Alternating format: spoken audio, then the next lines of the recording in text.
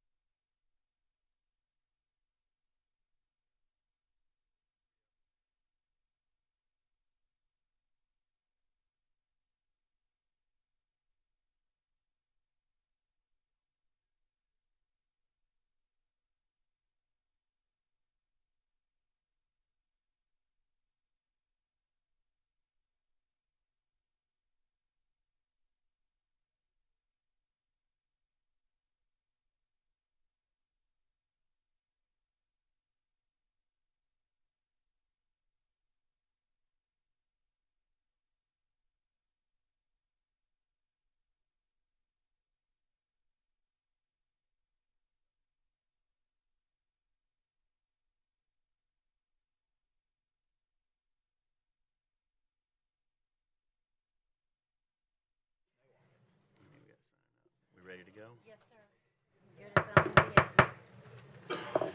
Good evening. I want to welcome everybody to the May 11th Williamson County Commissioner meeting. The first item on our agenda is always the invocation and pledge. Tonight, it will be delivered by District 1 County Commissioners, the invocation to be given by Commissioner Hayes, the pledge to be led by Commissioner Jones. Please rise.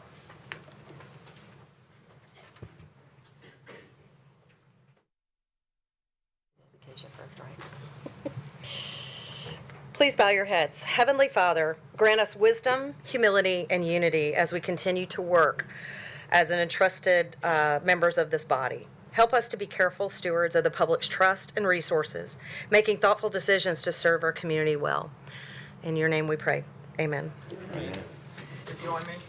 I pledge allegiance To the flag of the United States of America and to the republic for which it stands, one nation, under God, indivisible, with liberty and justice for all.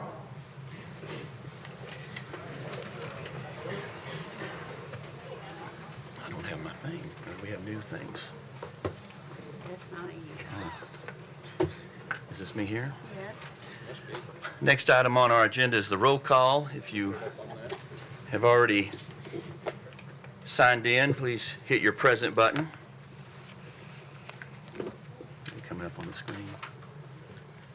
Listen, Record the roll, please. Mr. Whitby? we have help tonight, so be patient. We've got a full board tonight. Next, we have the approval of the minutes, and I believe those were mailed out to each of you. I'll entertain a motion. A proper motion made by Commissioner Tunnicliffe, seconded by Commissioner Steve Smith. Any questions or concerns about the minutes from our March 9th meeting? Seeing none, if you're ready to vote, if you're in favor of approving the minutes from the March 9th meeting, signify by pressing your yes button. Any opposed, your no. Anyone wishing to change their vote, please do so at this time. Commissioner Aiello? He said he's already done it. IT's helping. You want to voice vote it? I'll say yes on this one. Okay. Record Aiello as a yes and record the vote, please, Mr. Whitby. 24 yes, 0 no. And the motion passes. Next on the agenda is citizens' communications. We allow up to 3 minutes. for speaking, and I will take them in the order in which you guys signed up. When you do come to the podium, please announce your name and the city or town in which you live. And the first one I have on the list is Beverly Purvis.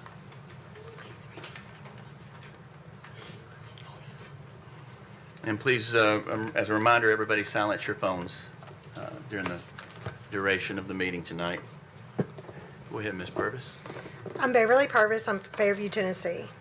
Good evening. I'm president of the Williamson County Education Association. And we have several teachers and coaches here in support. Thank you for the time and care that you give to the decisions that shape our county's future. Today, I'm asking you to take the next step by choosing to fully fund the district's budget, including the 4% raise for our teachers and staff next year. This request is not extraordinary, it's about fairness. Across our county, other employees are set to receive the same 4% increase.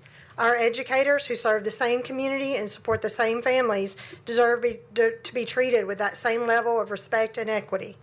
But just as important, this raise is not about getting ahead, it's about keeping up. A 4% increase simply keeps pace with inflation.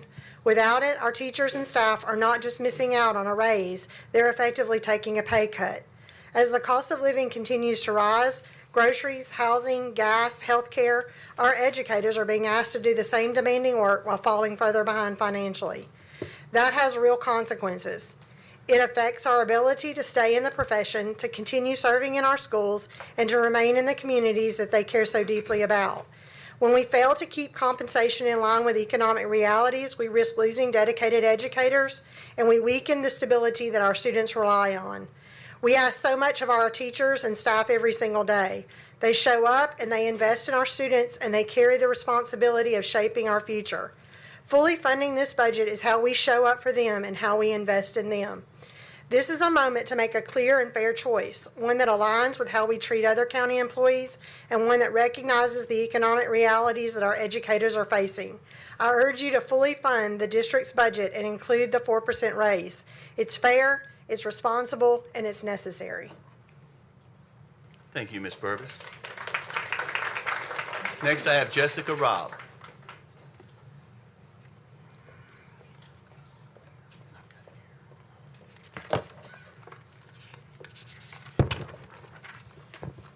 Hello. Hi, my name is Jessica Robb. I live in Franklin, and I'm a board member for the Williamson County Public Library System. And I'm here today to speak in support of the Commission approving full funding for the library's proposed capital project at the branch in Nolensville. You won't be looking at this specifically today, but it'll be part of the overall capital budget that you will be reviewing. So the library's mission is to serve the community at all of our branches. It's not just a physical location where we house books, although we do that as well. It's a place that provides continuous learning and community engagement for so many different forms. And physical space is required for us to provide these forms of engagement to the community. The additional space at the Nolensville branch has been identified as a consistent need for many years and would provide a significant benefit to the community. We've vastly outgrown the current space that we have.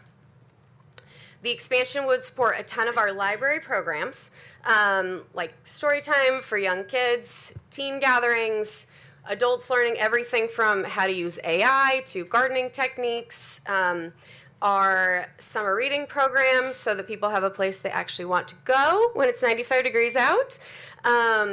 And then also a host of personal endeavors that the community members need as well. Places where kids can go to get tutoring, places where people can have scout troops meetings. The library serves so many of these needs and more. And it's my desire as a board member and as a county citizen to give the library the resources that it needs to be able to continue to do this. I'm aware that there is precedent of cities contributing funds to support capital projects in the areas where the branches are located. It's been noted by the Budget Committee that there is some concern that Nolensville is not contributing funds to the project. However, I do want to make note that the city is making in-kind contributions towards this project, without which we would not be able to move forward with this expansion. And it's also in keeping with prior city contribution values that we've seen from other similar projects. I don't feel that the Nolensville residents and the surrounding areas should be penalized just because of a perceived lack of city funding. At the end of the day, this is a huge benefit to a significant swath of Williamson County residents. 20 seconds. Thank you. It's a county system. It's a county entity. It just happens to reside in Nolensville. I strongly urge the commission to please fully support funding at $900,000 as opposed to the half of that which is being proposed by the Budget Committee. Thank you so much for your time. Thank you, Ms. Robb. Next, I've got Mindy Tate.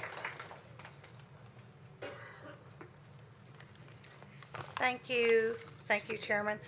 And thank you to each of you who serve and dedicate your time, not only to this body, but to the committees that you serve on and attending events in your community. We appreciate that. So I won't repeat what Jessica said. I am a member of the County Library Board, and I appreciate that Mayor Anderson appointed me 2 years ago to that. Libraries are one of my earliest memories as a child. Going and picking out Harry the Dirty Dog, or getting Curious George and being able to take that book home with me. It means a lot to me. What about when you go to a restaurant and there's no parking, or you can't get in because it's full?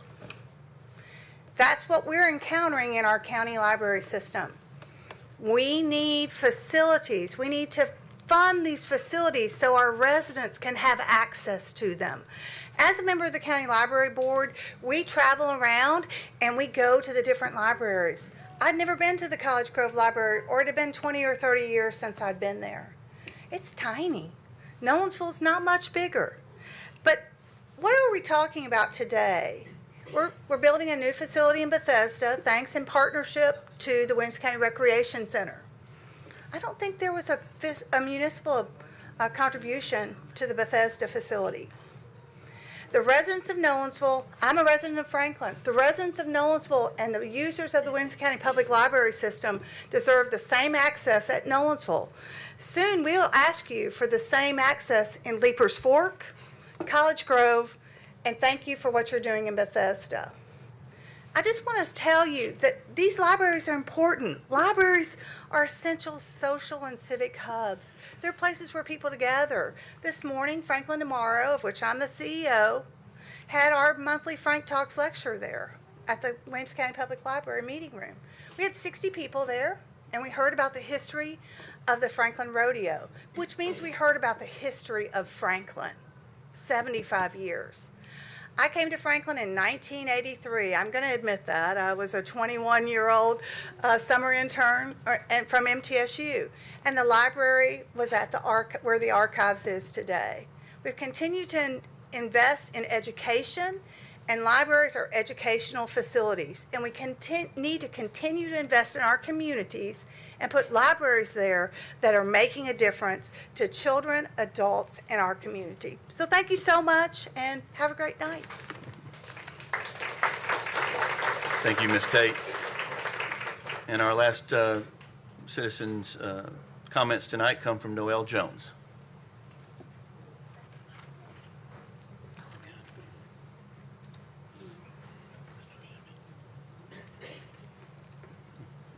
Good evening. My name's Noel Jones. I live in Williamson County and am a custom home builder in the county. One of the things I understand you'll be reviewing tonight is the recommendations from Task Force for the improvements to some of the septic regulations for identifying and installing new septics and repairs. I'd like for you to consider looking carefully at paragraph 27, where it states that only private soil scientists will be allowed to do new soil mapping for new construction. And then the soil scientists that we, the taxpayers, pay for will only be able to do repairs and modifications. In my opinion, it just seems to be poor planning to not have a two-track system here. We have a dedicated staff of soil scientists that are willing and able to do septic identification and soil analysis. So it will improve speed and cost citizens less money to be able to use the soil scientists that we already pay for than to send it out to private soil scientists only.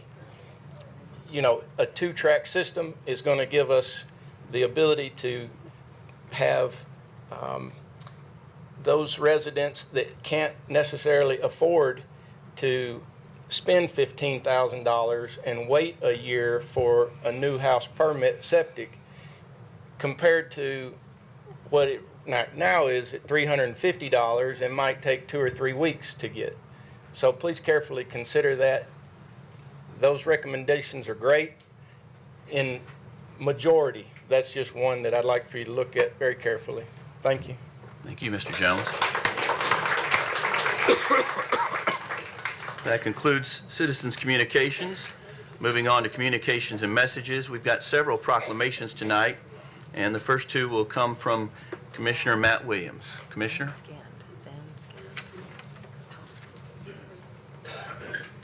Thank you, Mr. Chair. Appreciate you moving us to the front. We have several that have exams and baseball games to get to. Also have a few that are not here tonight because of some sickness and some other obligations. But just start off, the May meeting in the County Commission has quickly become my favorite commission meeting, as for this will be our 3rd year in a row to recognize our state finalists and champion wrestlers from across the county. To quote Thucydides from the history of the Peloponnesian War, "A society that separates its warriors from its scholars will have its thinking done by cowards and its fighting done by fools. Our society has plenty of thinkers. We need warriors. We need wrestlers.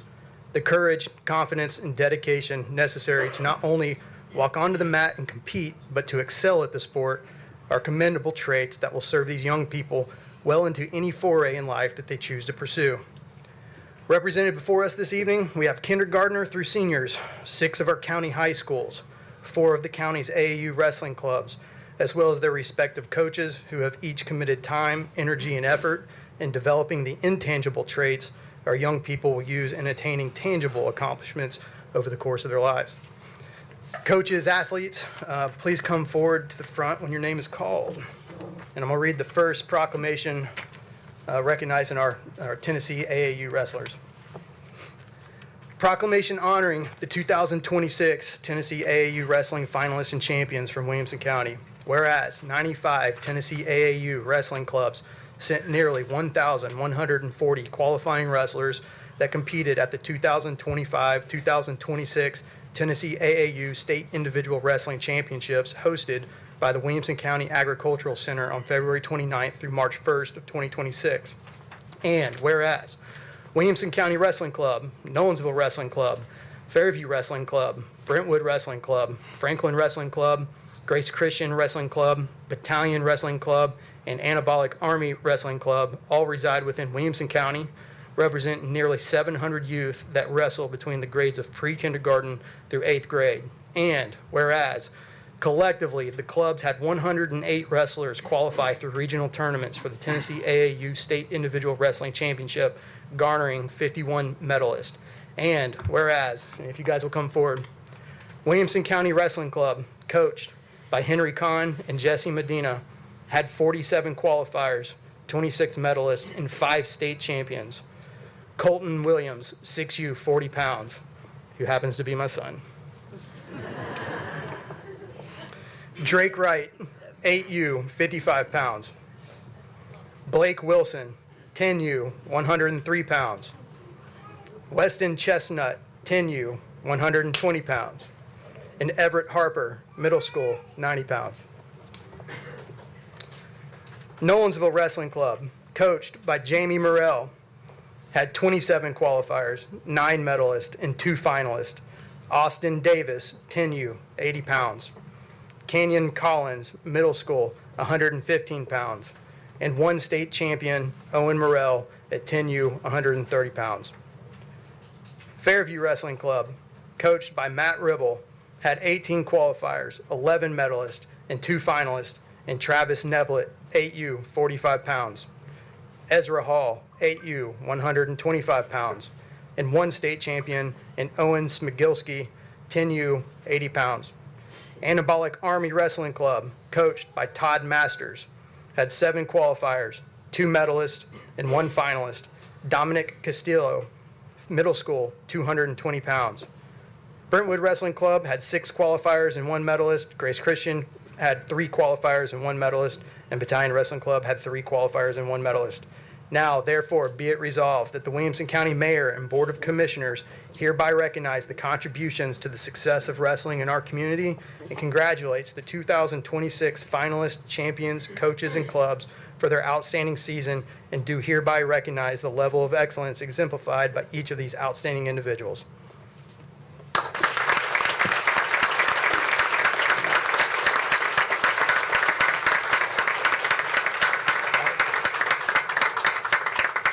We had copies of these made out on nice cardstock. I'm gonna have to mail them to you guys. But if somebody wants to take a picture.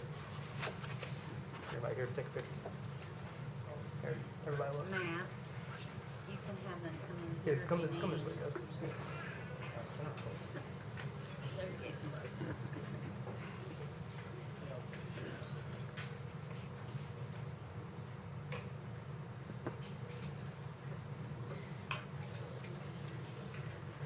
Thank you, guys.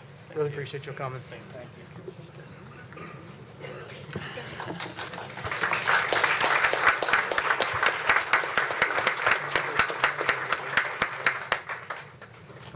All right, little wrestlers become big wrestlers. Proclamation honoring the 2026 wrestling finalists and champions from Williamson County Schools. Whereas Brentwood High School, Centennial High School, Franklin High School, Independence High School, Nolensville High School, Page High School, Ravenwood High School, and Summit High School maintain wrestling programs in the boys AA and girls divisions, and Fairview High School maintains wrestling programs in the boys single A and girls divisions. And whereas Nolensville High School placed 3rd and Page High School finished 4th as teams in the TSS AA State Dual Championship, and Nolensville High School placed 3rd and Ravenwood High School placed 4th in team point standings at the conclusion of the 2026 TSS AA Individual State Wrestling Championship. And whereas wrestlers from Williamson County Schools had 59 wrestlers qualify through regional and sectional tournaments for the 2026 TSS AA State Wrestling Championship, with 26 medalists, 10 state finalists, and 4 claiming the title of state champion. And whereas the following wrestlers were state finalists, coached by Josh Peck and Callie Jesmer at Ravenwood High School, senior Matthew Anderson, 165 pounds, junior Ryan Dietrich, 150 pounds, and junior Emery Wilson, girls, 132 pounds. Coached by Pete Miller at Summit High School, senior Samantha O'Leary, girls, 235 pounds. Coached by Benji Gray at Page High School, freshman Carson Gamble, who was the first freshman finalist in school history. Coached by Biff Curtis at Fairview High School, junior Cole Neal, 175 pounds. The following wrestlers were state champions. Coached by Pete Miller at Summit High School, senior Zachary Little, 157 pounds, a 2-time state champion. Coached by Johnny Melzoni at Nolensville High School, senior Brody Melzoni, 175 pounds, another 2-time state champion. Coached by Damon Smith at Brentwood High School, senior Reed Lofell, 138 pounds. And coached by Josh Peck at Ravenville High School, junior J.D. Longley, 144 pounds. Now, therefore, be it resolved that the Williamson County Mayor and Board of Commissioners hereby congratulate the 2026 finalists, champions, coaches, and schools for their outstanding season, and do hereby recognize the level of excellence exemplified by each of these outstanding individuals.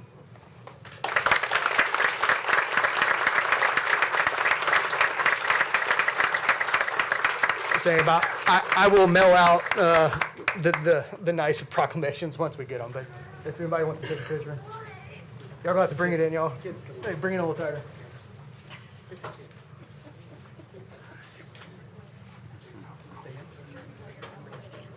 Okay, here, step forward, guys. Let's put the 103-pounders in the front.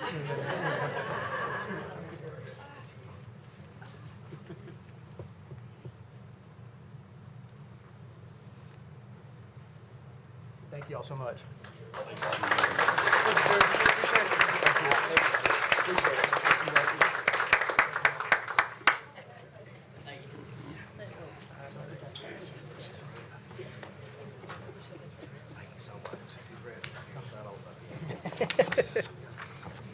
Thank you, Commissioner Williams, and congratulations to those fine athletes. For the next proclamation, I'll call on Mayor Rogers Anderson.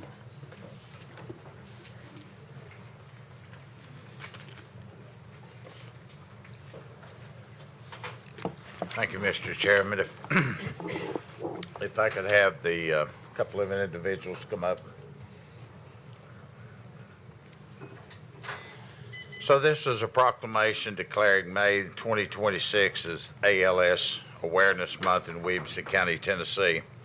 And I'll read, whereas ALS, often referred to as Lou Gehrig's disease, is a progressive and a fatal disease that affects the nerve cells in the brain and the spinal cord, leading to the loss of volunteer muscle control. And whereas individuals living with ALS experience increasing difficulty in walking, speaking, eating, and eventually breathing, placing tremendous emotional, physical, and financial strain on the parents, the families, and the caregivers. Where there is currently no known cure for ALS, and the average life expectancy following the diagnosis is 2 to 5 years, underscoring the urgent need for continued research and advancement in treatments.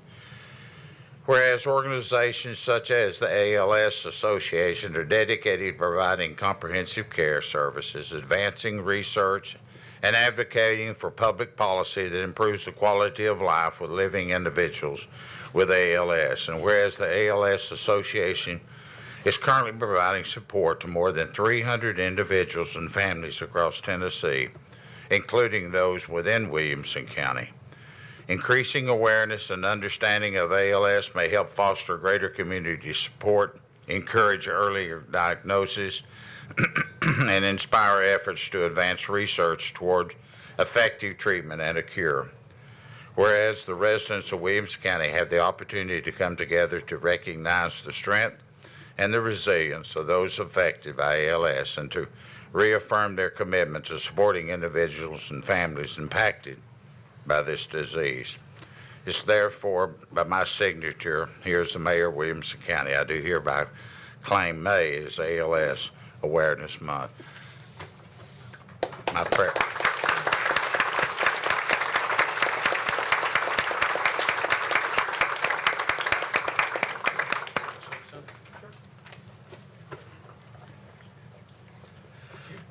On behalf of the ALS Association and all the families that we serve, we are currently actually serving 7 families here in the Williamson County area living with ALS. And like Major Anderson mentioned, over 300 families across the state of Tennessee. And your support means actually a whole lot as we're getting ready to go and start advocating on the state level again and asking for $700,000 come this next fiscal year.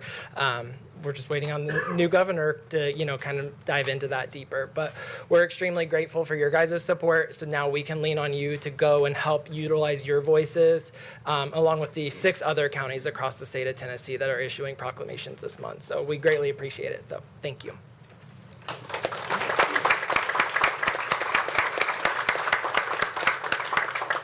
Picture.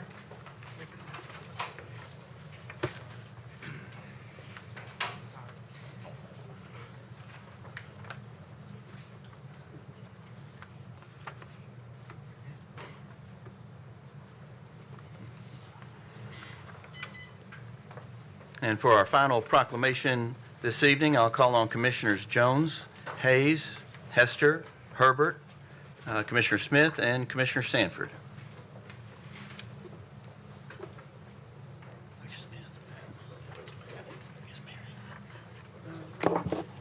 Thank you, Mr. Chairman. And I would like to thank the county commissioners who were gracious enough to sign this proclamation. They are Ricky Jones, Mary Smith, Lisa Hayes, Judy Herbert, and Greg Sanford, and myself. Thank you. And we have a lovely group of individuals here tonight. We offer membership to men and women, but tonight we have ladies with us. I think we have 2 full rows. So ladies, if you would stand, these are our FCE members, family and community education. These ladies, make no mistake, they are the pillars of Williamson County. Each year, we ask ladies to get to read and get 500 volunteer hours in the community. Our proclamation, and I'm going to read the names of the ladies here tonight. They are Diane Euler, Donna Fry, Fran Hammond, Arlene Begnell, Janice Barger, Evelyn Hilton, Sharon Jessup, Betty Sue Lovett, Elizabeth McNew, Cherry Lane Darkin, Betty D. Hughes, Norma Holman, Kim Cumbo, Carla Spriggs, and Glenda Palmer. Our very gracious Kim Cumbo is our extension agent. And I appreciate her being here tonight. Whereas the Williamson County Family and Community Education Clubs, or FCE, we are a volunteer organization composed of members with shared interests in building stronger individuals, families, and communities.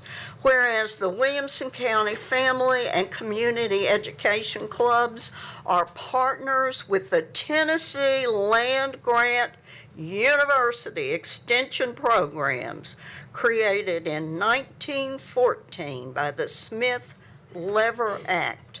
University of Tennessee and Tennessee State University Extension programs have helped FCE members serve to strengthen individuals, families, and communities for over 100 years. In the early days, the group was identified as the Home Demonstration Club from 1914 till 1986, Extension Homemakers Club from 1986 to 1991, and since 1992 as Family and Community Education Clubs, which is really a more important title. Whereas Hillsborough FCE Club was established 105 years ago. Friendly Neighbors FCE Club in Nolensville was established 100 years ago. Arno FCE Club was established 98 years ago. Fairview FCE Club was established 97 years ago, and the Green Valley FCE Club was established 51 years ago, growing from small rural groups to more centralized groups. Whereas the Williamson County Family and Community Education Clubs encourage volunteerism in Williamson County, providing time and resources to local organizations. FCE clubs strive for engagement to make their communities a better place for everyone. Whereas the Williamson County FCE clubs support marketable skills, creative writing, scholarships, reading programs, and book clubs, and the 4-H. Whereas Williamson County FCE clubs partner with nonprofits such as Graceworks, My Friend's House, Williamson County Homeless Alliance, local community agencies, the Williamson County Public Library, and community libraries. The Williamson County FCE clubs utilize monthly educational material to elevate knowledge and skills related to family, generational health, nutrition, and community. Health and food insecurity for improved communities, developing leadership skills that enable people to make a difference in the lives of individuals, families, and communities. Whereas the Williamson County FCE clubs provide education and recognize volunteer involvement, health, safety, fitness, and self-care striving to make our communities a better place to live, work, and enjoy leisure time. Now therefore be it resolved by the Williamson County Board of Commissioners, meeting in regular session this 11th day of May 2026, do proclaim May 2026 as Williamson County Family and Community Education Month in Williamson County. Thank you, Commissioners.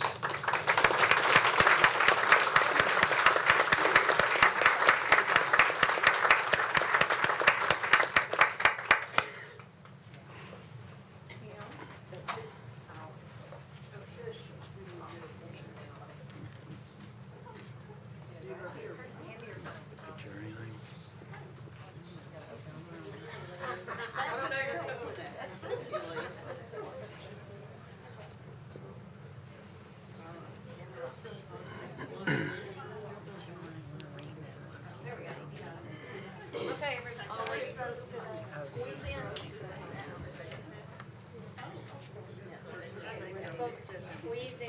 You can sit down, she said. Oh, for us to sit down. Okay, smiles, ladies. Big Do smile. you want us to lean in, Lisa? No, you're good. Big smiles, big smiles. Okay. I did some rapid fire. Thank you. You're welcome. Thank you, ladies. And I'm told that one of the ladies, Betty Hughes, has 67 years in the organization. Is that correct? Betty Hughes, 67 years. 62 years. Wow.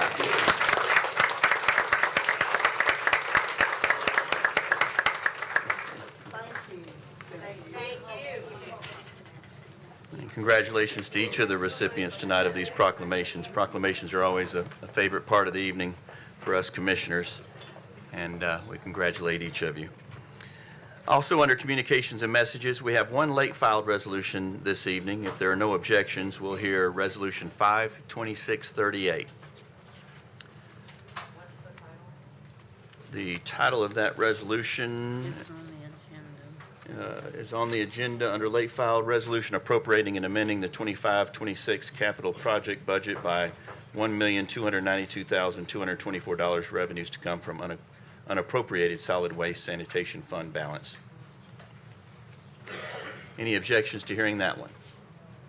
Seeing none, we'll hear that resolution. I also have a request to move two resolutions up to the front to accommodate those in our audience tonight who have come to hear those. Those would be resolutions 52629 and 52636. If there are no objections, we'll move both of those up to after 52637, which is under unfinished business. So after unfinished business, we'll read those two resolutions if there are no objections. Seeing none, we'll move those up. At this time, I believe Commissioner Drew Torres would like to speak. Thank you, Mr. Chairman. Fellow commissioners, and I sent you all an email today, and I've consulted with legal counsel, and it's been determined that my employment does not constitute a direct or indirect conflict of interest under Tennessee law or our county code of ethics. While recusal is not required and my partiality remains intact, I am making this public acknowledgement out of an abundance of caution and in the interest of maintaining the public trust. And if you have any questions, please feel free to reach out to me directly. Thank you, Commissioner Torres. And then lastly, under communications and messages, just a reminder that Memorial Day, we'll have our annual program that the county does in conjunction with the city of Franklin at Memorial Park. That's at 5 Points there in downtown Franklin.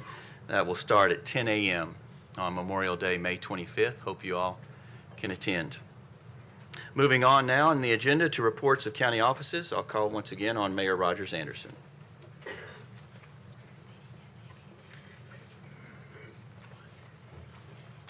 Mr. Chairman, let me ask Phoebe to come up and give us a snapshot of the last couple of months.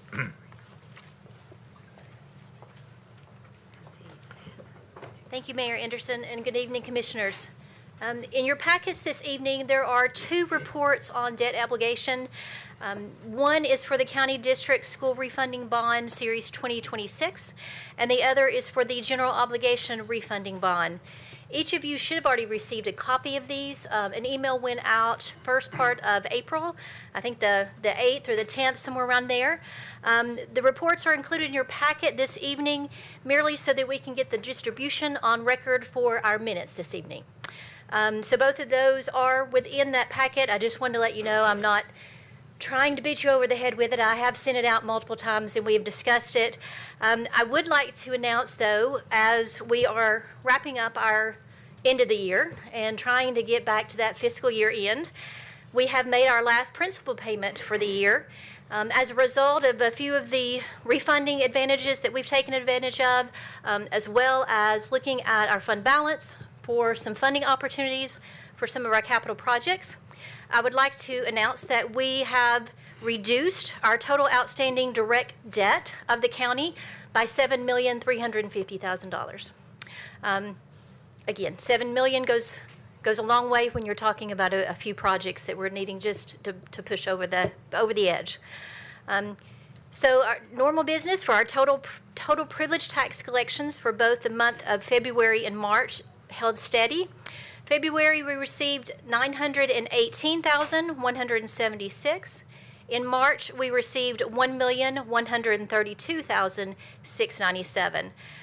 For our education impact fee, we, for both months, were averaging $1.5 million for both the month of February and March. We have also received over the last 2 months a profit for both February and March from our Cool Springs Conference Center. And this has brought our total, not our total profit for the Cool Springs Conference Center up year to date of $291,000, just a little over. That is all I have for this evening. If there's any questions, I'll be happy to take those now. Any questions for Mrs. Riley? I see none. Thank you. Mr. Chairman, we actually have 3 people, but 2 are going to be speaking tonight. Tracy Gale is with the SBA.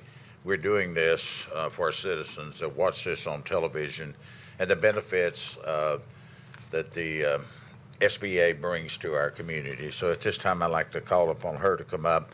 Following her will be Josh Waters from our own Public Safety Department to talk about what we're doing here at the local level.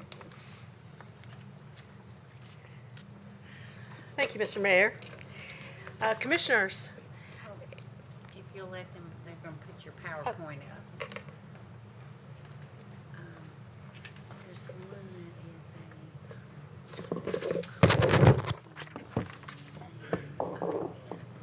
is a right here. Last month we said Friends of the Library, and it was the Library Foundation. There's one other from Pam that was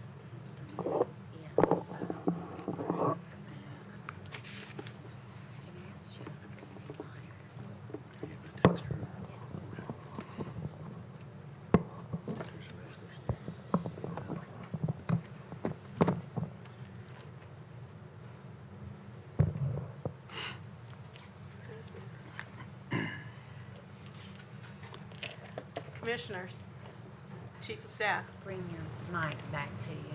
There you go. It's the first time someone's said they couldn't hear me. I'm a very loud lady. Thank you. Thank you very much for allowing me to speak tonight. I wanted to let you know that Williamson County is a presidential declaration county, which means we have 3 programs available. We're working very closely with TEMA and FEMA to support all of your residents who have had damage to their homes, damage to their business. And I just wanted to give you a very short overview of what's available. Also, a copy of my remarks have been given to the clerk. So if you have any constituents that call you, need extra help, I'll be happy to walk them through the process. We have a lot of money that we have available. We want to make sure it gets in the hands of the people that need it. So anything I can do to help you, help your constituents, I'm available.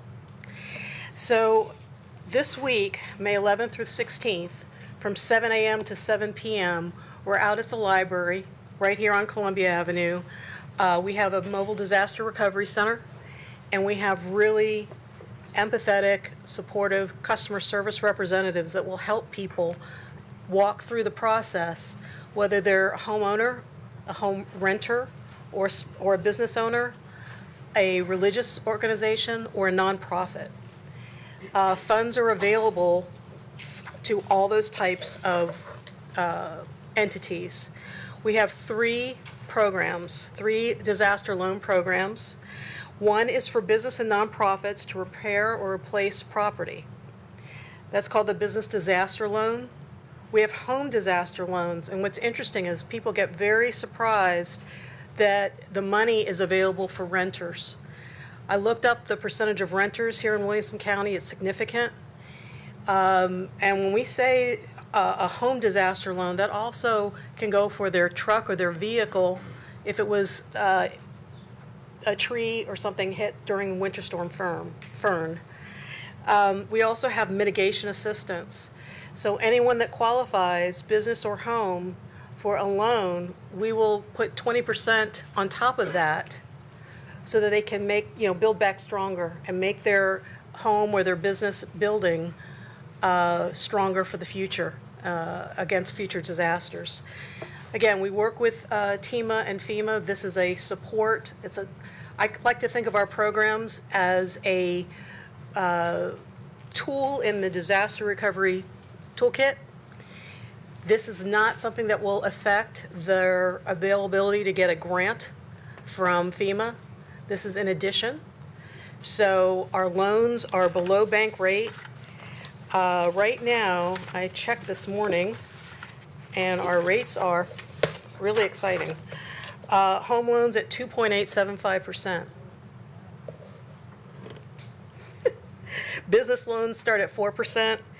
Nonprofit organizations, our loan programs begin at 3.625%. Hello.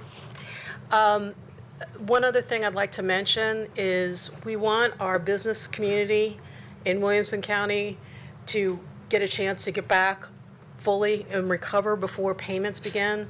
Our loan programs do not require payment for the first 12 months, and there's no interest that accrues during the 12 months. So there is a PowerPoint available for the audience watching as well as for you all. It's long, and I know you have a lot of budget and a lot of other things to go over tonight, so I decided not to walk you through all the slides.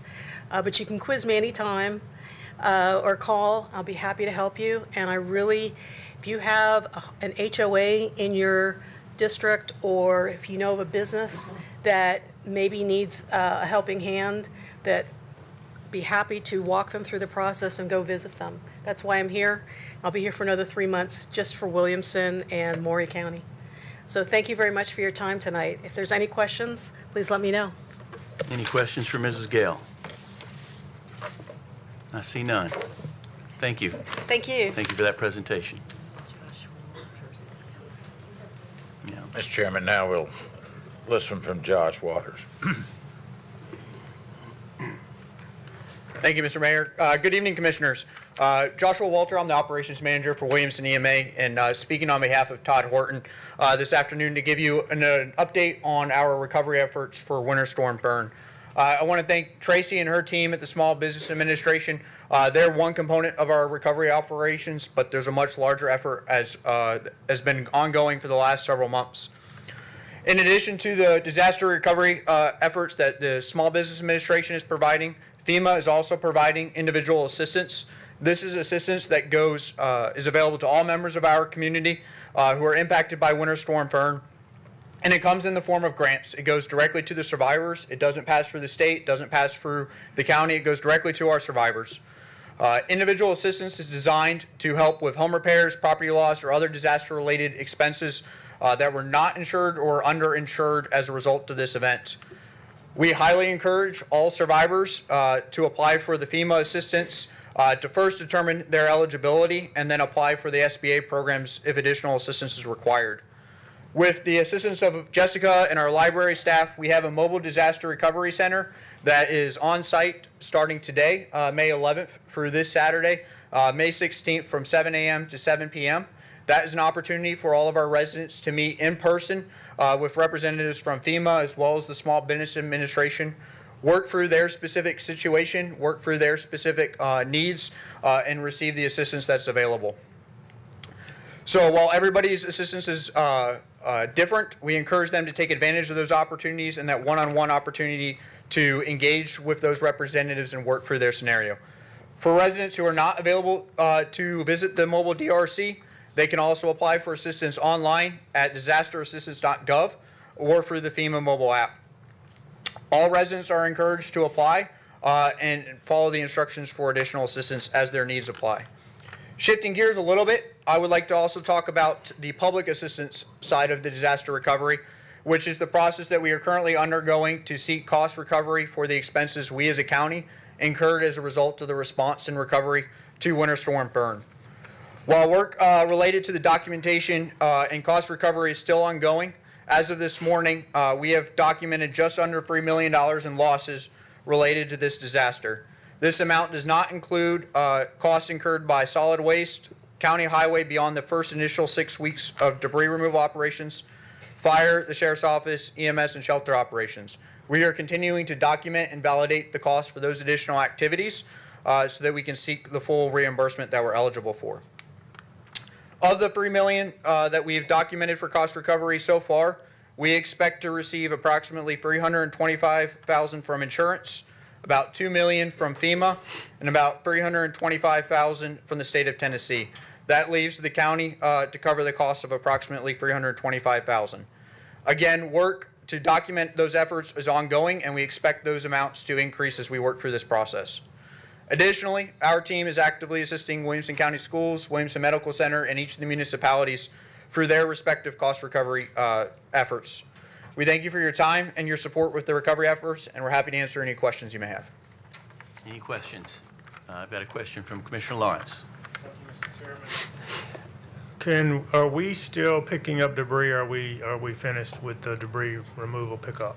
Right-of-way debris removal has concluded across the county. Mac and his team are still working on grinding and reduction. There is additional efforts within most of the municipalities that pick up debris have started back towards their normal tree removal and vegetative pickup efforts.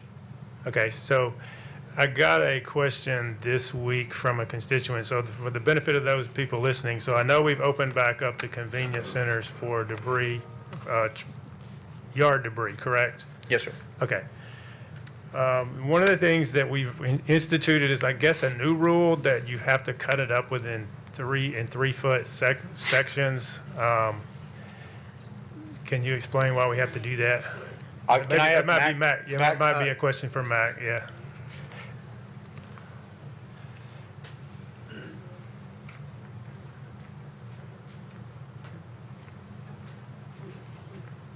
We collect a lot of data on a daily basis.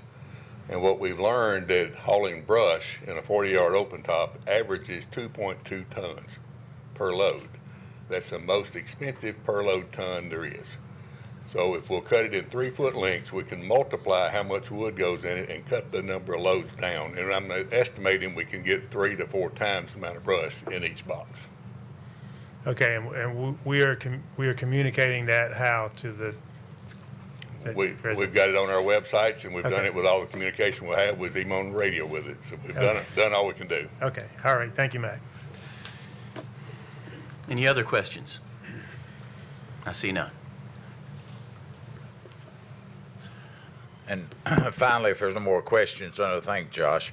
Mike Madison's got a presentation on the efforts of the special committee he put together for the septic issues. Mike?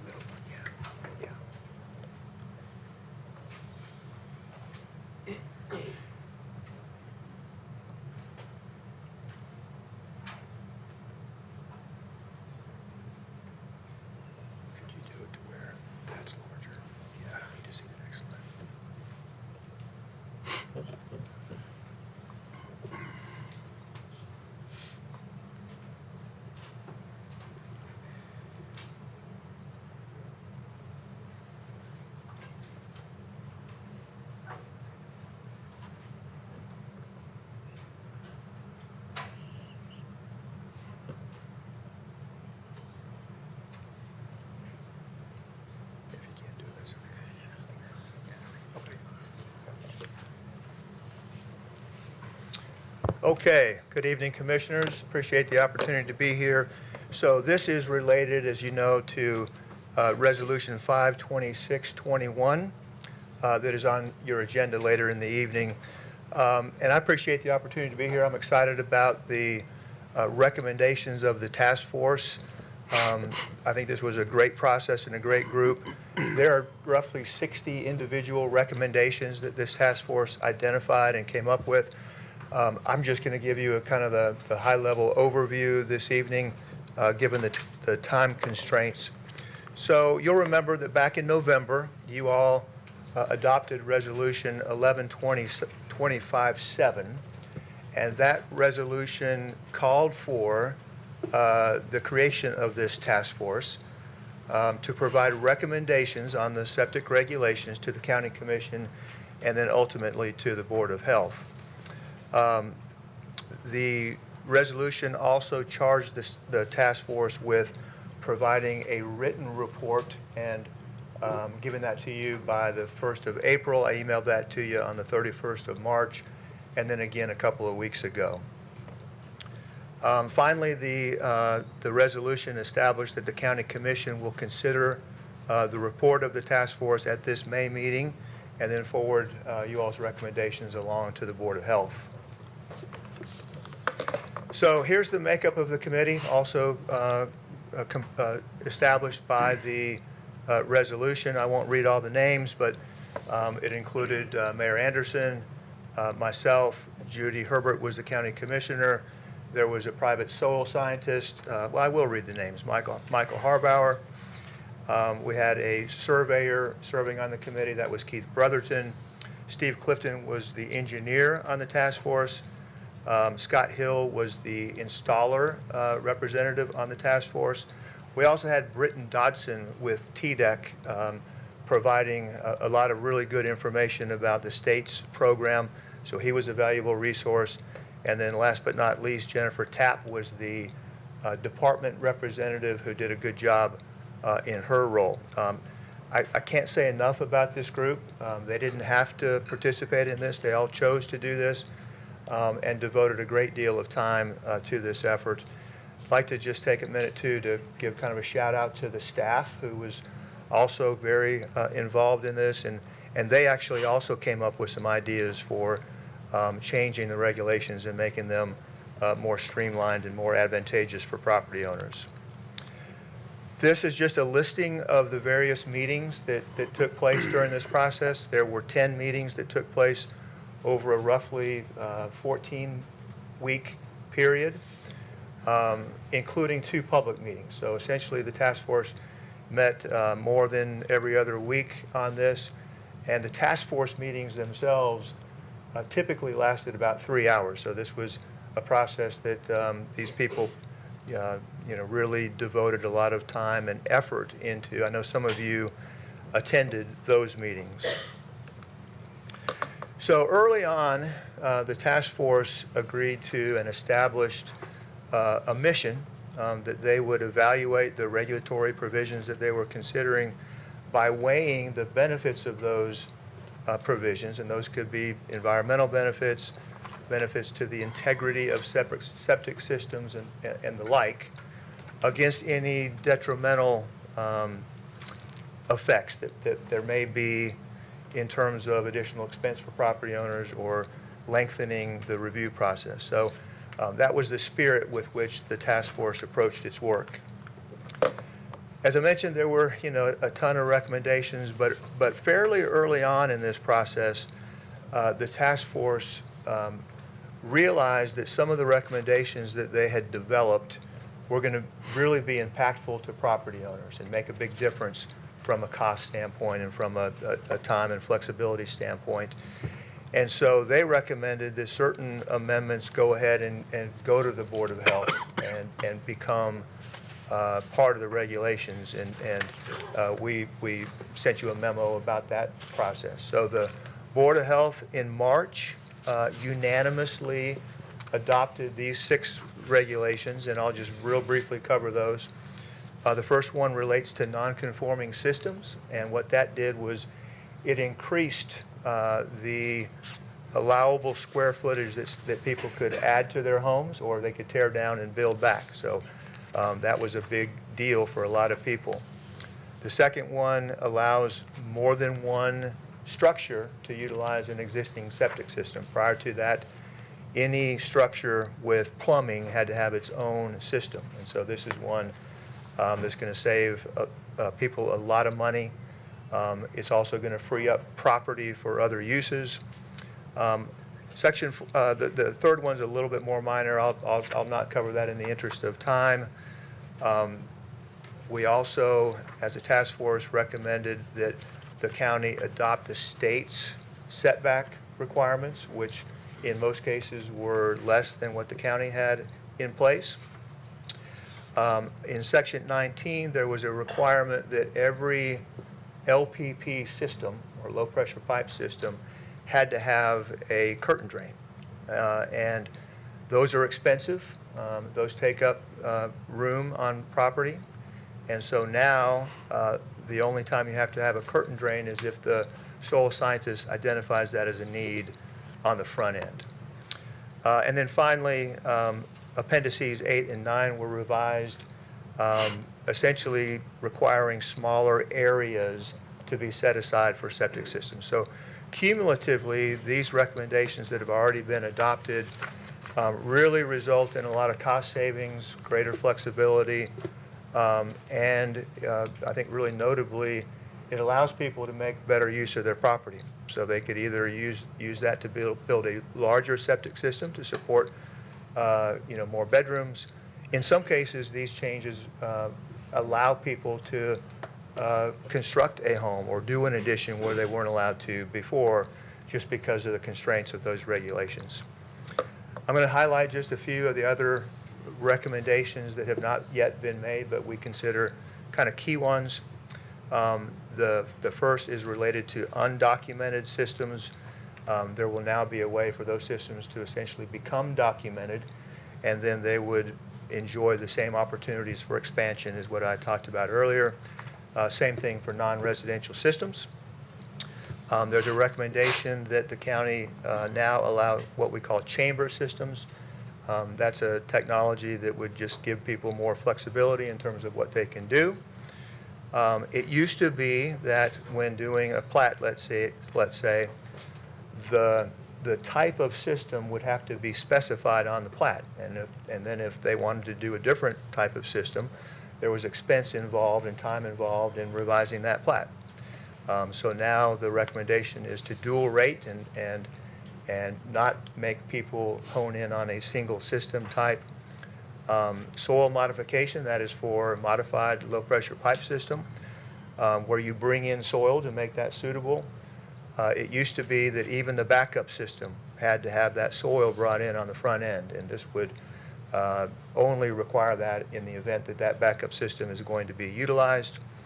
There's a recommendation to allow systems on steeper slopes up to the 30% that the state allows, which frees up property in many cases for people to do systems where they couldn't before. And then there was a requirement in the regulations that a geotechnical report had to be done when doing systems in what we call slippage soils, and that is an expensive process, time-consuming, and it was felt that that was unnecessary, and so there's a recommendation that that be removed. Quickly, in terms of next steps, the first one is approval of the resolution. The amendments then will be taken to the Board of Health. There are a bunch of them, and so what we intend to do is take those to the Board of Health in batches starting next month. And we've identified about 10 different amendments that we would want to take at that first meeting. I've highlighted just a few of those, the non-residential and undocumented systems, the soil modification, the slopes, the one about geotechnical reports. And then I should have included this on the previous slide, but all of the recommendations that the report has in section 26, which relates to platting process. So I'll just conclude by stating that the task force really believes that the recommendations outlined in the report will result in a set of county regulations that continue to protect the environment and the integrity of systems while also providing greater flexibility, significantly reducing costs for property owners, and shortening the approval process for new and modified systems. So that concludes my remarks to you this evening. Any questions for Mr. Madison? I have a few on the board. First one coming from Commissioner Greg Lawrence. Thank you, Mr. Chairman. Mike, I really want to commend you and your team for your efforts on this. I guess I should commend the sewer queen up here on the back row. She was a real warrior on this task force. I went back through mental notes of all the complaints that I've had over the years from constituents about our sewage rules and regulations, and when I read through this report, I think we've hit every one of them. I think we've done a really good job of identifying the real issues and addressing those with some real common sense solutions. We've got some ridiculous rules, in my opinion, right now. If you have a barn on your property, you can't put a bathroom in there right now because our rules don't allow that. And so this is going to really make some significant lifestyle changes for people who live in the unincorporated areas. And I just want to commend you and your staff for working on this, and for the commissioners who really, I know Commissioner Clifford was also involved in bringing this up. Hopefully we can get these passed through. I did want to ask you to address the question that Mr. Noel Jones brought up. I'm not sure I understood exactly what he was saying, but paragraph 27, only private soil scientists can do septic identification. Could you comment on that?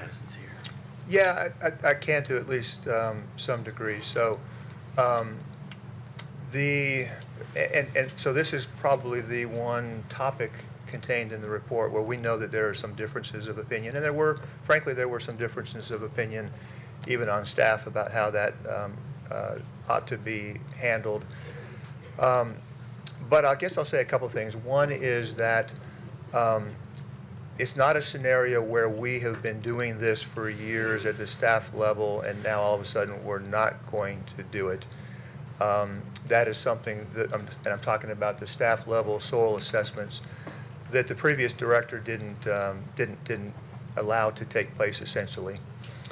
And so, this was something that the task force talked about on 2 different occasions during the process. And their recommendation is outlined in the report, which is to only do the staff level assessments under certain circumstances. I'll say also that taking the recommendations of this report to the Board of Health doesn't stop us from continuing to evaluate the program and evaluating the regulations and making changes.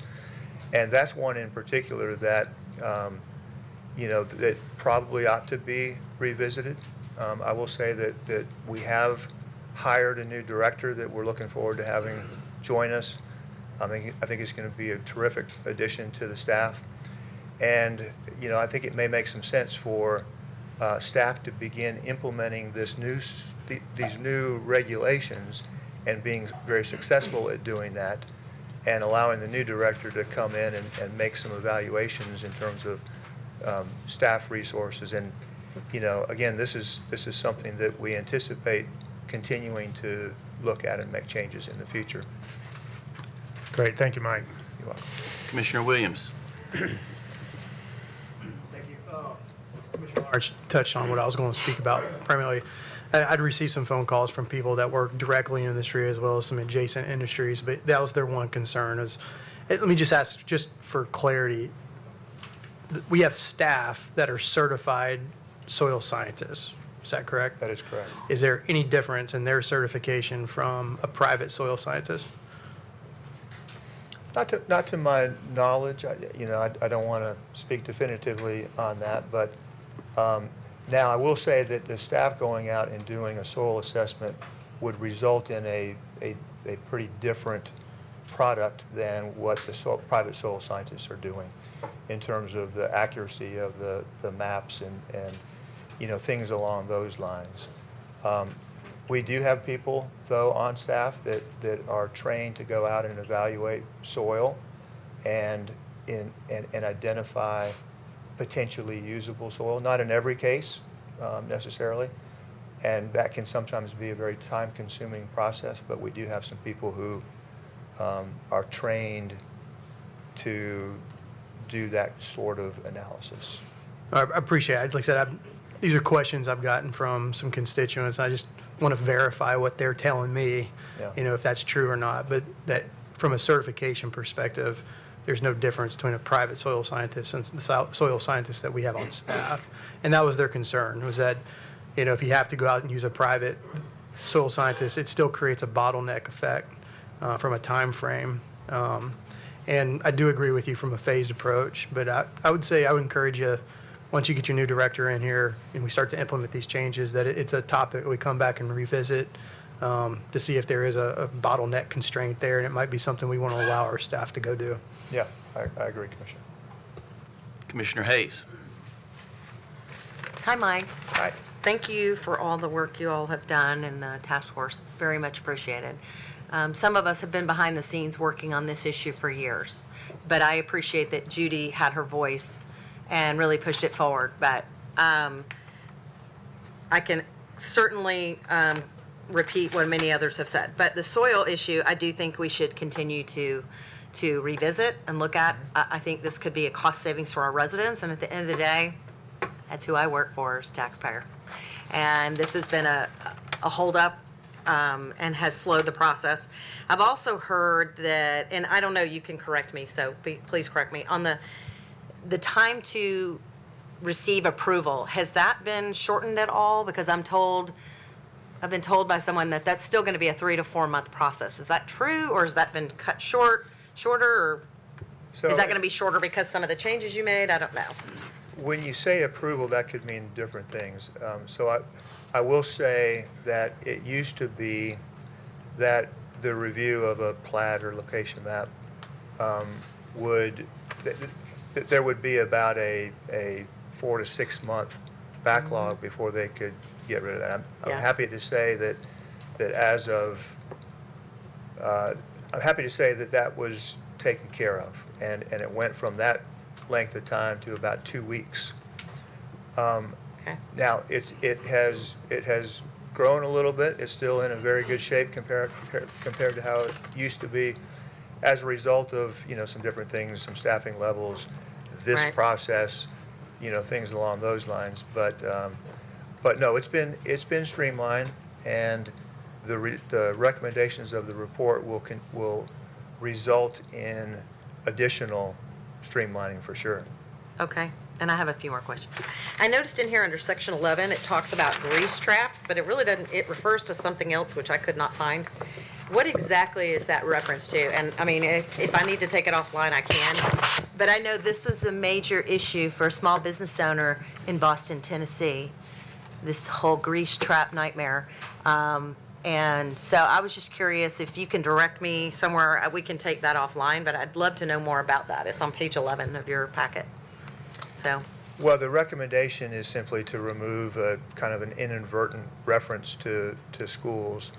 But in terms of grease traps, I'm talking about for the Davis General. okay. I right. was running round and round and up and down and round and round for 5.5 years, never got any approval, could not get past the grease trap issue, which we didn't put grease down the drain, we threw it away in buckets. But anyway, I digress. I was just curious what this was referring to, because as a 98-year-old business that's grandfathered in, I was given a lot of grief, and I'm just curious if that's being addressed, because it's not just, I mean, I don't own it anymore, so I don't have any skin in the game, but I know there are other older businesses that this can still affect, so. Yeah, I know, it's about the constituent that's going into the system and that sort of thing. It might be better if Maybe we- an individual, it's on an individual basis, I would Yeah, it might guess. be better if we Okay. do that separately. And then the only other thing I have a concern about is I am still hearing from staff that they are concerned that there are comments being made that we still need to do a 25% cut to your staff. So I'd like to know from you, who's over the entire department, is that in fact true? And are we looking to take a step back from that? I mean, that concerns me when certain people are making those comments. in a public forum to where it makes your staff nervous. We have great people that work extremely hard, and we can't afford to lose any of them, or we'll go from a 2-week approval to who knows how long. And that concerns me greatly. It's very upsetting when I hear that, and they're upset by it. And that's not good. I mean, I was in HR for 26 years. You don't threaten people's jobs or make them feel threatened without good information. And I know that's not coming from you. I didn't hear that coming from you, but that concerns me. I just want to make sure if we can clear the air. Well, you're asking if it's true. It's true that people are still concerned. Yes. As you might imagine, there was, this was difficult for staff. You're right, there's a lot of very good, very hardworking people on staff. Yeah. And this process was hard on them. It still is. Now, it has resulted in some really good changes that I think will be really beneficial to the community. And obviously, that number or any sort of a number didn't come from me, and I've said repeatedly to them that part of what I'm trying to do is balance everything and protect people who want to be here and contribute to what we're trying to do. Thank you, and I appreciate your efforts. I just heard this 4 weeks ago, so I wanted to bring it up. But thank you so much, and thank you for being very cathartic in your process to hire a new person. And I've heard he's very qualified and he's very impressive. I just want to thank you for that because your staff deserves that. Correct. And I pray for your staff every day because it's that important. This is such an important department that's caused so much consternation, but they, who's left, want to do a great job to keep people happy and move them forward. So thank you. Thank you. Commissioner Clifford. Director, thank you for your work on this. I know a lot of our effort was really, I guess, threefold to make sure that our citizens have the ability to do what most of the state does and that we're meeting the average time and cost of the state. And I think this is headed in the right direction. For a lot of our folks here and on the commission, I think it's important for us to look at what you've recommended, put it in place, and then continue to gauge how that works. And if there are future things that we need to do to make sure we're trending in that direction, I think we have that opportunity. And the commission did pass that resolution a few meetings ago where we're looking for a little more approval authority over regulations in the county that I think will come up next session. So thank you for the work. And I know, Mr. Chair, I cannot direct the audience or ask them of anything, but I thought it might be great if you were to recognize the task force members that are here, because I think more than half of them are here tonight. Oh, yes, indeed. If you're a member of the task force, please stand to be recognized.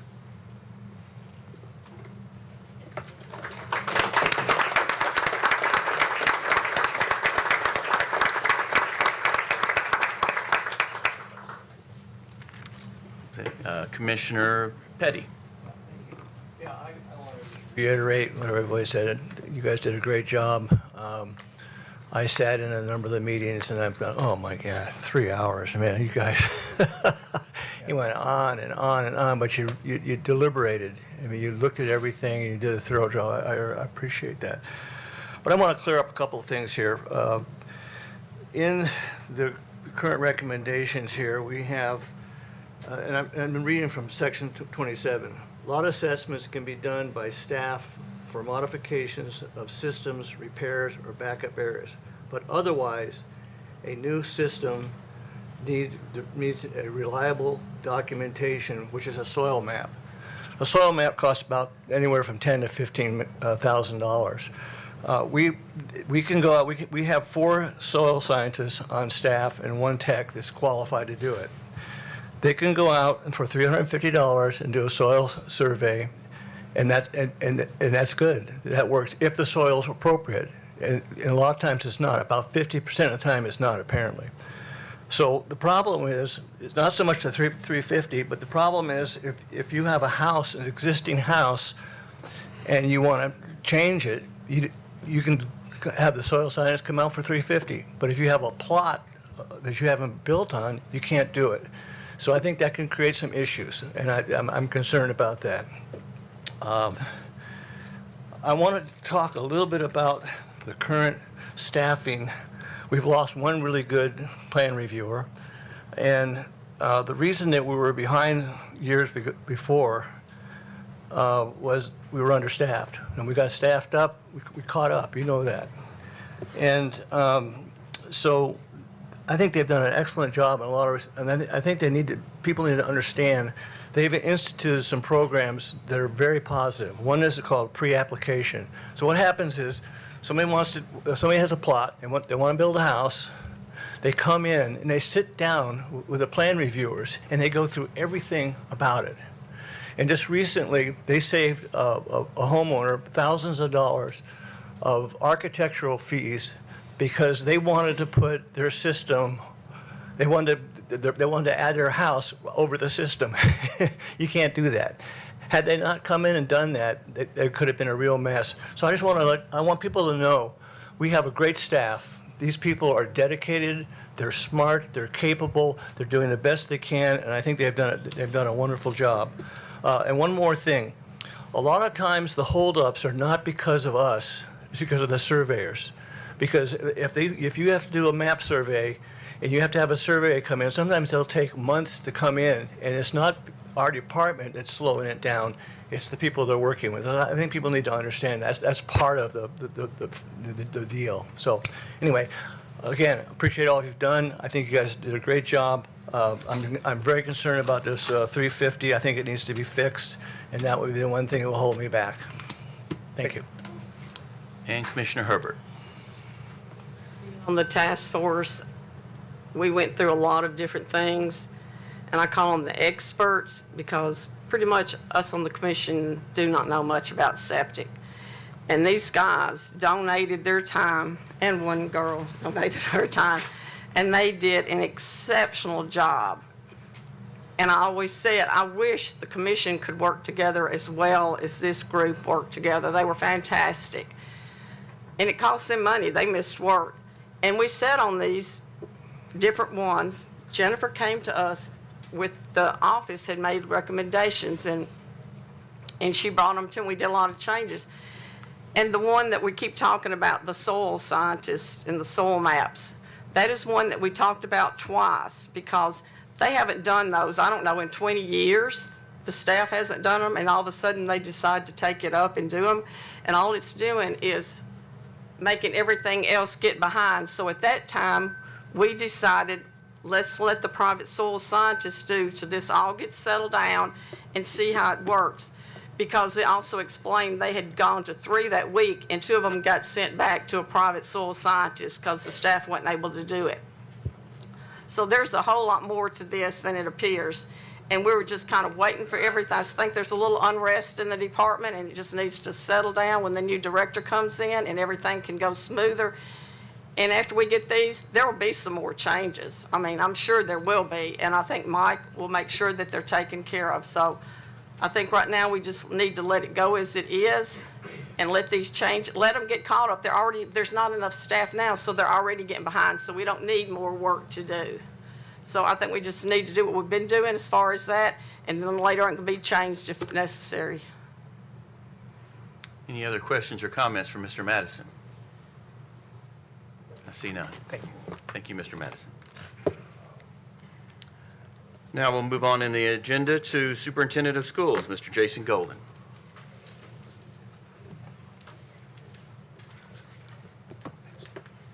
Thank you, Mr. Chair, and thank you, Commissioners. First, I want to thank Commissioner Williams for regularly honoring our wrestlers. And I say our wrestlers, they're also, as you showed everyone, some young ones who actually predate Williamson County Schools programs. And it reminded me that if we are to open every opportunity for students and give them the opportunity to fully realize their potential, it takes all of us. Not just the schools, but Parks and Rec, the AAU work, and so many others in this community, the libraries, et cetera. So I want to thank you all for that. When we talk about students realizing their full potential, it reminds me of the Maslow's hierarchy of needs. I know many of you know what that is, that top level, that self-actualization. But I do want to mention to you the baseline tonight, just as an update, the baseline of making sure folks have that basic confidence and safety. Today, we experienced at a couple of our schools a threat, which turned out to be a swatting threat.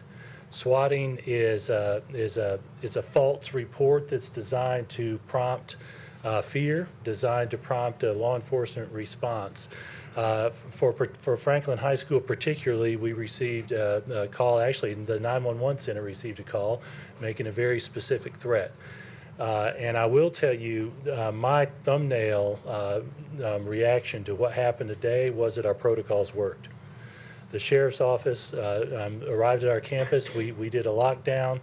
It was so specific that the sheriff's office actually took leadership of our campus, which is part of our protocol, to make sure that our students were safe. And we had so many local and state law enforcement agencies involved. And I'm going to rattle off some of those, and I guarantee you I will miss some. Franklin Police, Franklin Fire, Williamson County Sheriff's Office, the 911 Center, Homeland Security, Emergency Management, Brentwood Police arrived to help. And of course, our teachers and our students acted well and in consistent action with our training. And this was, from my perspective, in the 20-plus years I've been here, the most involved response we've had because of the seriousness of that. If you all have seen some media reports today, you know that those threats actually spanned the state. Multiple threats, and I don't know what the total count is, but the nature of the threats were very similar. Page High School also received a similar threat. The timing of that was such that as law enforcement, as Homeland Security, and as we were going through the process, we learned enough so that the impact on Page High School's campus was not as significant as that earlier threat at Franklin High School. But I want to specifically thank all our first responders for the work that they do in making sure we're safe. I sent a message out to Franklin High parents this evening, just letting them know a little bit of detail related to that we knew we could share, and reminding them that we will always, first and foremost, make sure students are safe. So, commissioners, I want to thank you for the support you give us for the whole spectrum of student growth, to make sure that they have those opportunities. And in athletics, those opportunities are going to get tougher.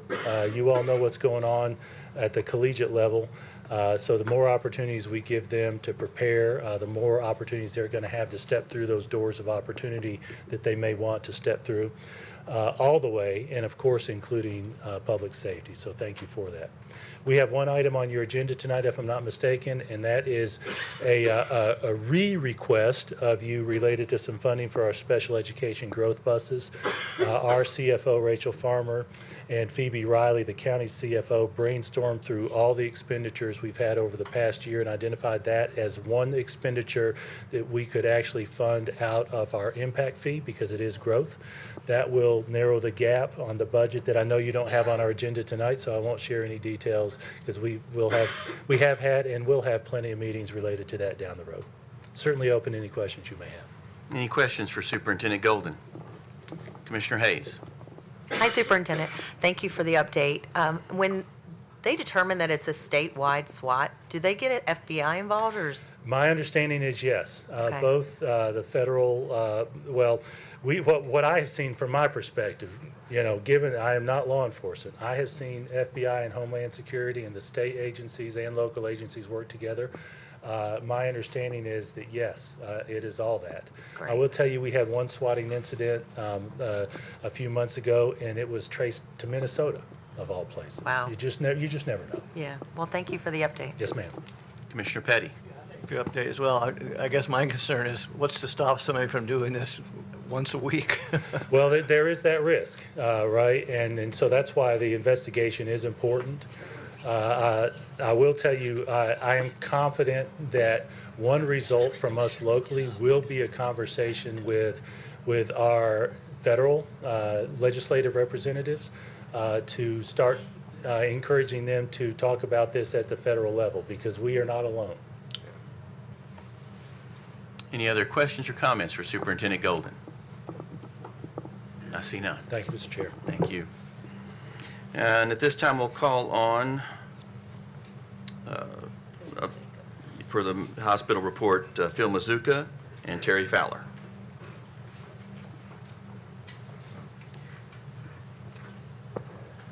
Thank you, Mr. Chair and Commissioners.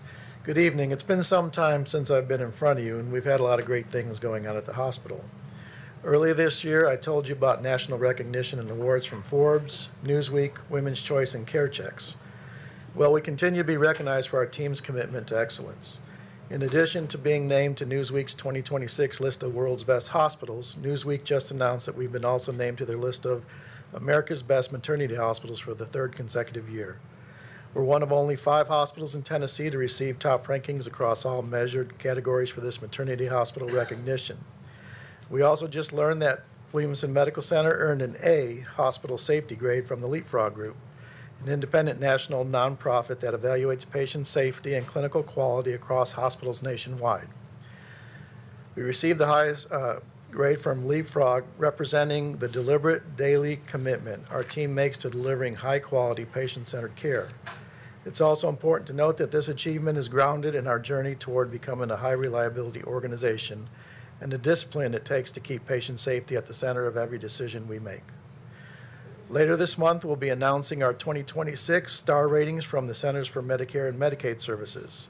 That information is currently embargoed, so I can't officially tell you our new rating, but I'll say we're thrilled to share it as soon as we can.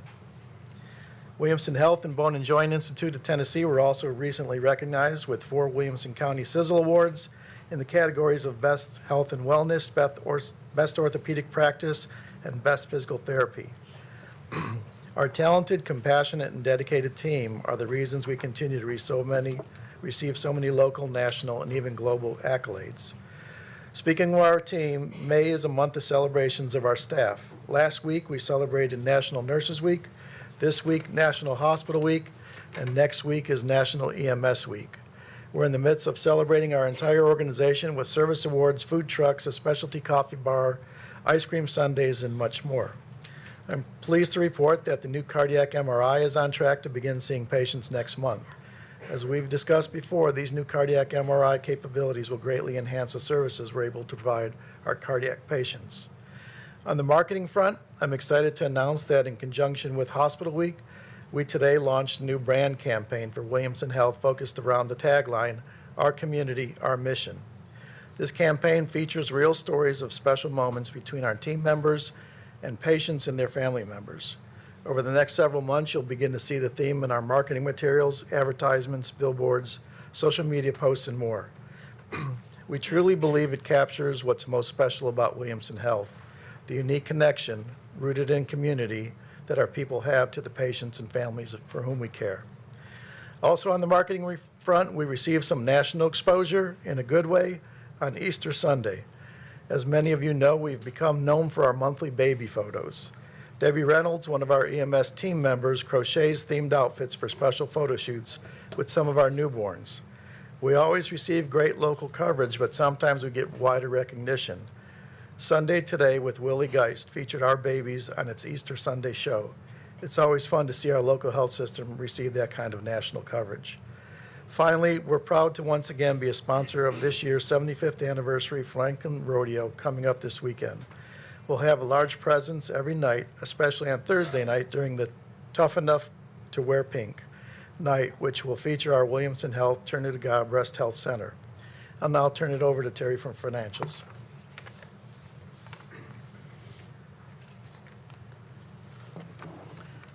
Good evening, everyone.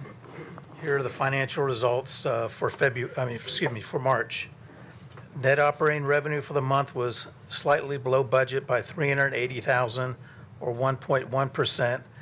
However, net revenue per adjusted admission was up 7% compared to budget and up 1% above prior year. Year-to-date, net operating revenue is below budget by $741,000 or 0.3%. However, net revenue per adjusted admission was up 10% from budget and up 11% versus prior year.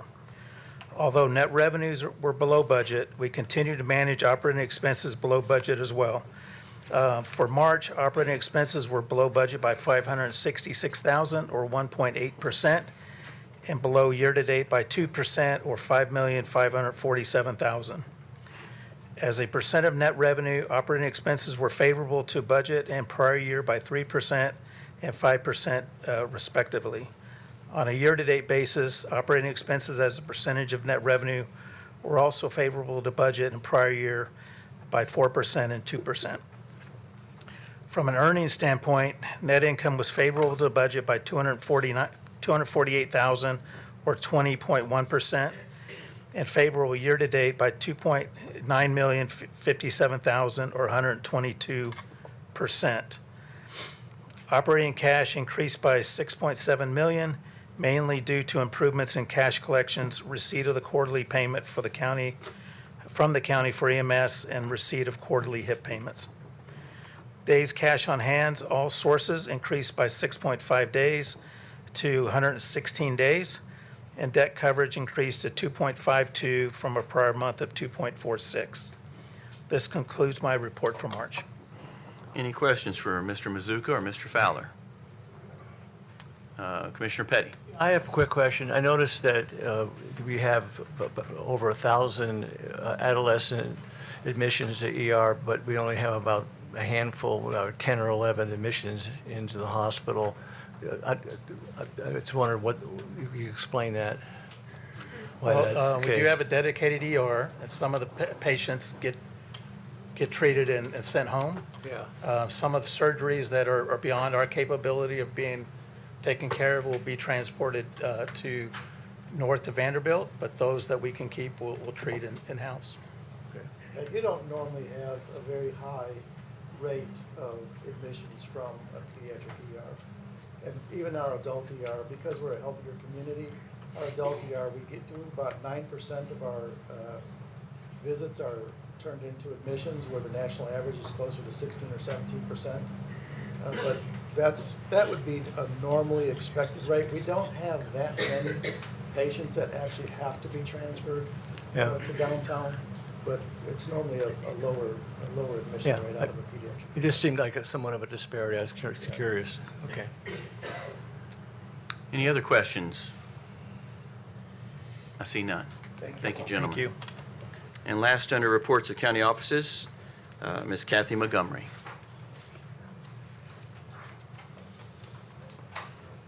Good evening, Commissioners. Tonight is going to be my last night with you, and before I introduce my replacement, Colin, I just wanted to thank you and the mayor for the support that you have given me and the health department over the last 14 years. I'm telling you, it's just been an incredible, incredible ride. I also want to thank those individuals that are sitting behind me, and those are the other department heads.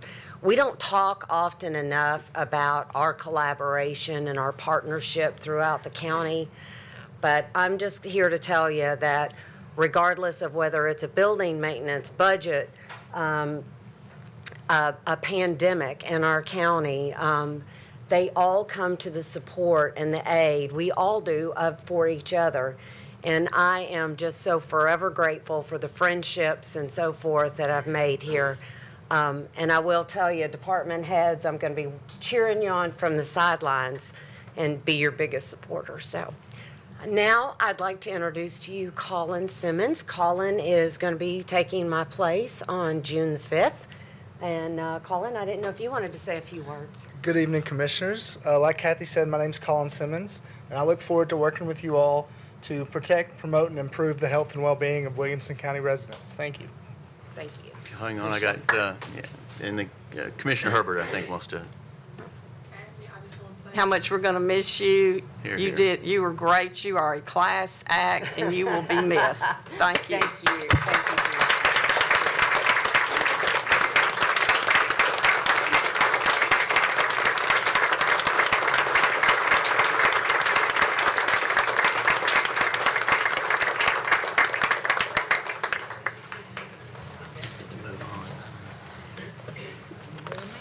Moving on to elections and appointments.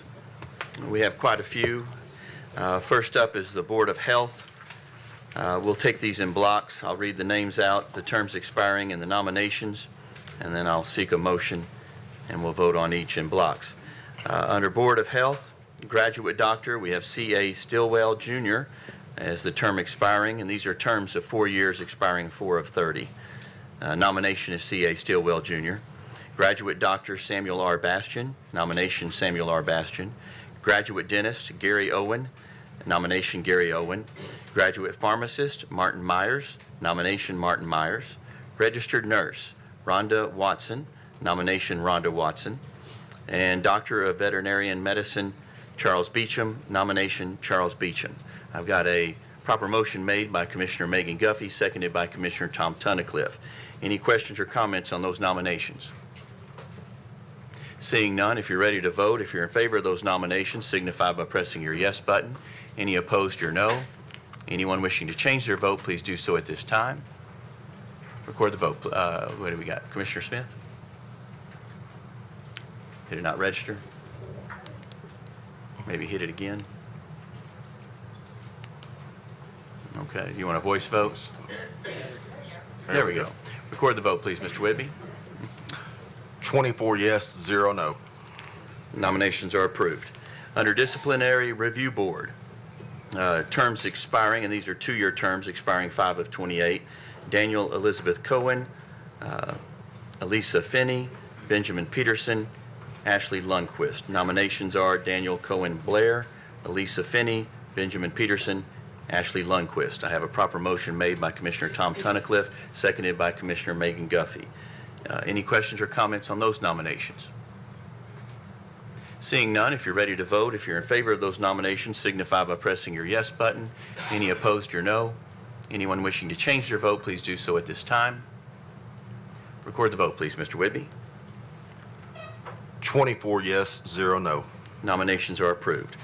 Under Equalization Board, these are two-year terms expiring 5 of 28. Terms expiring, Kim Penning, Tim McLaughlin, David L. Coleman, David Bynum, Jane Campbell. Nominations, Kim Penning, Tim McLaughlin, David L. Coleman, David Bynum, and Jane Campbell. I have a proper motion made by Commissioner Megan Guffey and seconded by Commissioner Tom Tunnicliffe. Any questions or comments on those nominations? Seeing none, if you're ready to vote, if you're in favor of the nomination, signify by pressing your yes button. Any opposed, your no. Anyone wishing to change their vote, please do so at this time. Record the vote, please, Mr. Whitby. 24 yes, 0 no. Nominations are approved. And last, we have the Hospital Board of Trustees. These are three-year terms expiring 5 of 29. Terms expiring currently are Paul Fleeser, Judy Herbert, and Paul Webb. Nominations are Paul Fleeser, Judy Herbert, and Paul Webb. The motion's not showing? There we go. Proper motions made by Commissioner Tom Tunnicliffe, seconded by Commissioner Steve Smith. Any questions or comments on those nominations? Seeing none, if you're ready to vote, if you're in favor of those nominations, signify by pressing your yes button. Any opposed, your no. Anyone wishing to change their vote, please do so at this time. Record the vote, please, Mr. Whitby. 22 yes, 1 no, 1 abstain. Nominations are approved. On to the consent agenda. I'll entertain a motion.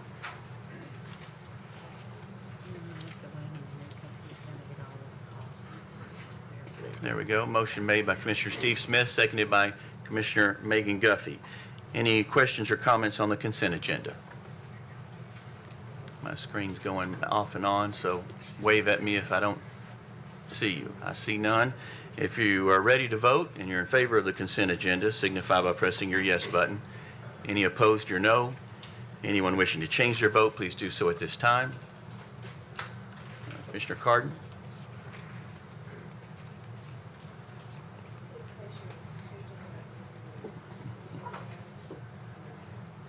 There we go. Record the vote, please, Mr. Whitby. 24 yes, 0 no. Motion passes. On to unfinished business, we have Resolution 52637, formerly Resolution Number 32625, an initial resolution authorizing the issuance of not to exceed $17,850,000 of general obligation bonds of Williamson County, Tennessee. The Budget Committee was 5-4-0 against. Explanation, please, Commissioner. Oh, I've got a proper motion first to come from Greg Sanford and seconded by Commissioner Matt Williams. Explanation, please, Commissioner Morton. Yes, this is the initial resolution for publication. This is not to borrow the money. This is not to approve anything going forward. As a prerequisite to us borrowing any funds, we have to publish. We had deferred this previously.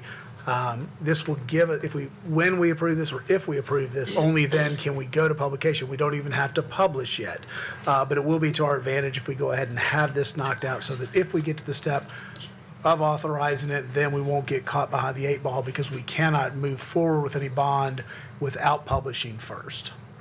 And council can probably explain that better than I just did. You want to go? Okay. Commissioner Aiello. Well, I'll let council speak first. He seems like he wants to. Commissioner Morton did a wonderful job, I thought. All right, so you'll see later on, there is a resolution that deals with this Hill property, essentially the bond issuance, and the contract that's on the table to be extended. A vote for this is not a vote to purchase the property. It's just a vote to have the ability to publish if we do decide to purchase the property. So you're not going to see a resolution that says purchase the property tonight. The task force is still studying this issue. This is just a procedural that if it does get approved, and if you all do decide to purchase, it saves time, and doesn't put us at a delay standpoint. So. Any other questions or comments? Commissioner Clifford. Thank you, Mr. Chair. Could someone advise what is the timing requirement to post it before we are able to take bond or approve a bond? Like, how much delay would this cause if we were to not approve it? The notice requires to be published, and then 20 days from the publication date, a certain percentage, I believe it's 10% of the registered voters, could file a petition causing a referendum. But the 20 days is the required notice of the publication. Okay, so at most, this would create a 20-day delay? Well, with the lead time for publication, 30 days. Okay, 30 days. They don't publish it the same day you put it in. Okay. I'm not opposed to doing something for the judicial system. I'm a little hesitant to take proactive steps like this to the tune of almost $18 million. That sends a signal that I don't think we're quite prepared for. And if it's only a matter of 30-day delay, I don't think that's unreal. So I'm going to be voting no on it just because of that fact, not as an indicator that I don't support doing something here for them. Thank you, Mr. Chair. Commissioner Morton. The other factor that came up at Budget Committee was that the 30 days that council has mentioned, we do not meet in August. So if we don't take action now, or in June, or in July, get past August, if we were to then vote in September, waiting 30 days then pushes us into October, which then pushes us into when we typically send our bonds out and put them to market, I think in October or November usually. Certainly understand, but wanted to make sure that everybody understood a little bit of the timing that because we don't have an August meeting, if we don't take action before August, there is a chance that we may run into some complications with going to market. Commissioner Mary Smith.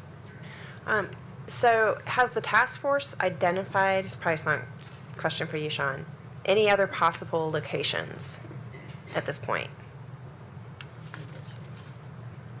Go ahead, Commissioner Aiello. So, well, I was going to give that report when it got down to our resolutions, but I'm happy to kind of give some clarification at this stage. Right now, there has not been any other specific property identified. The task force is tasked in meeting at the May 20th meeting for any presentation on any property in the county within the city limits that meets the qualifications of what we're looking for the task force to consider. That includes potential property swaps, county property, private property. Right now, nothing else has been proposed officially by any of the task force members, with the exception of one of the properties that's behind Franklin High School that doesn't really meet the needs because we can't get access off of Matt Hatcher, and who wants to put a court system right next to a school with criminals and stuff like that. So there hasn't really been any other identified properties yet. We're looking at adaptive reuse of the existing property as well to see whether we can use some things there. But right now, no, this is the only one on the table. So it looks like then we will need to be looking at purchasing something. So putting the notice out there doesn't tie us into this particular property. It just says that we are going to be looking at a property, and this is the maximum amount that we're looking for purchase. Would that be correct? Correct. Commissioner Petty. Okay, Commissioner Mason. Thank you. So there's a lot of echo. Maybe it's just me. Oh, I hear it in all of them.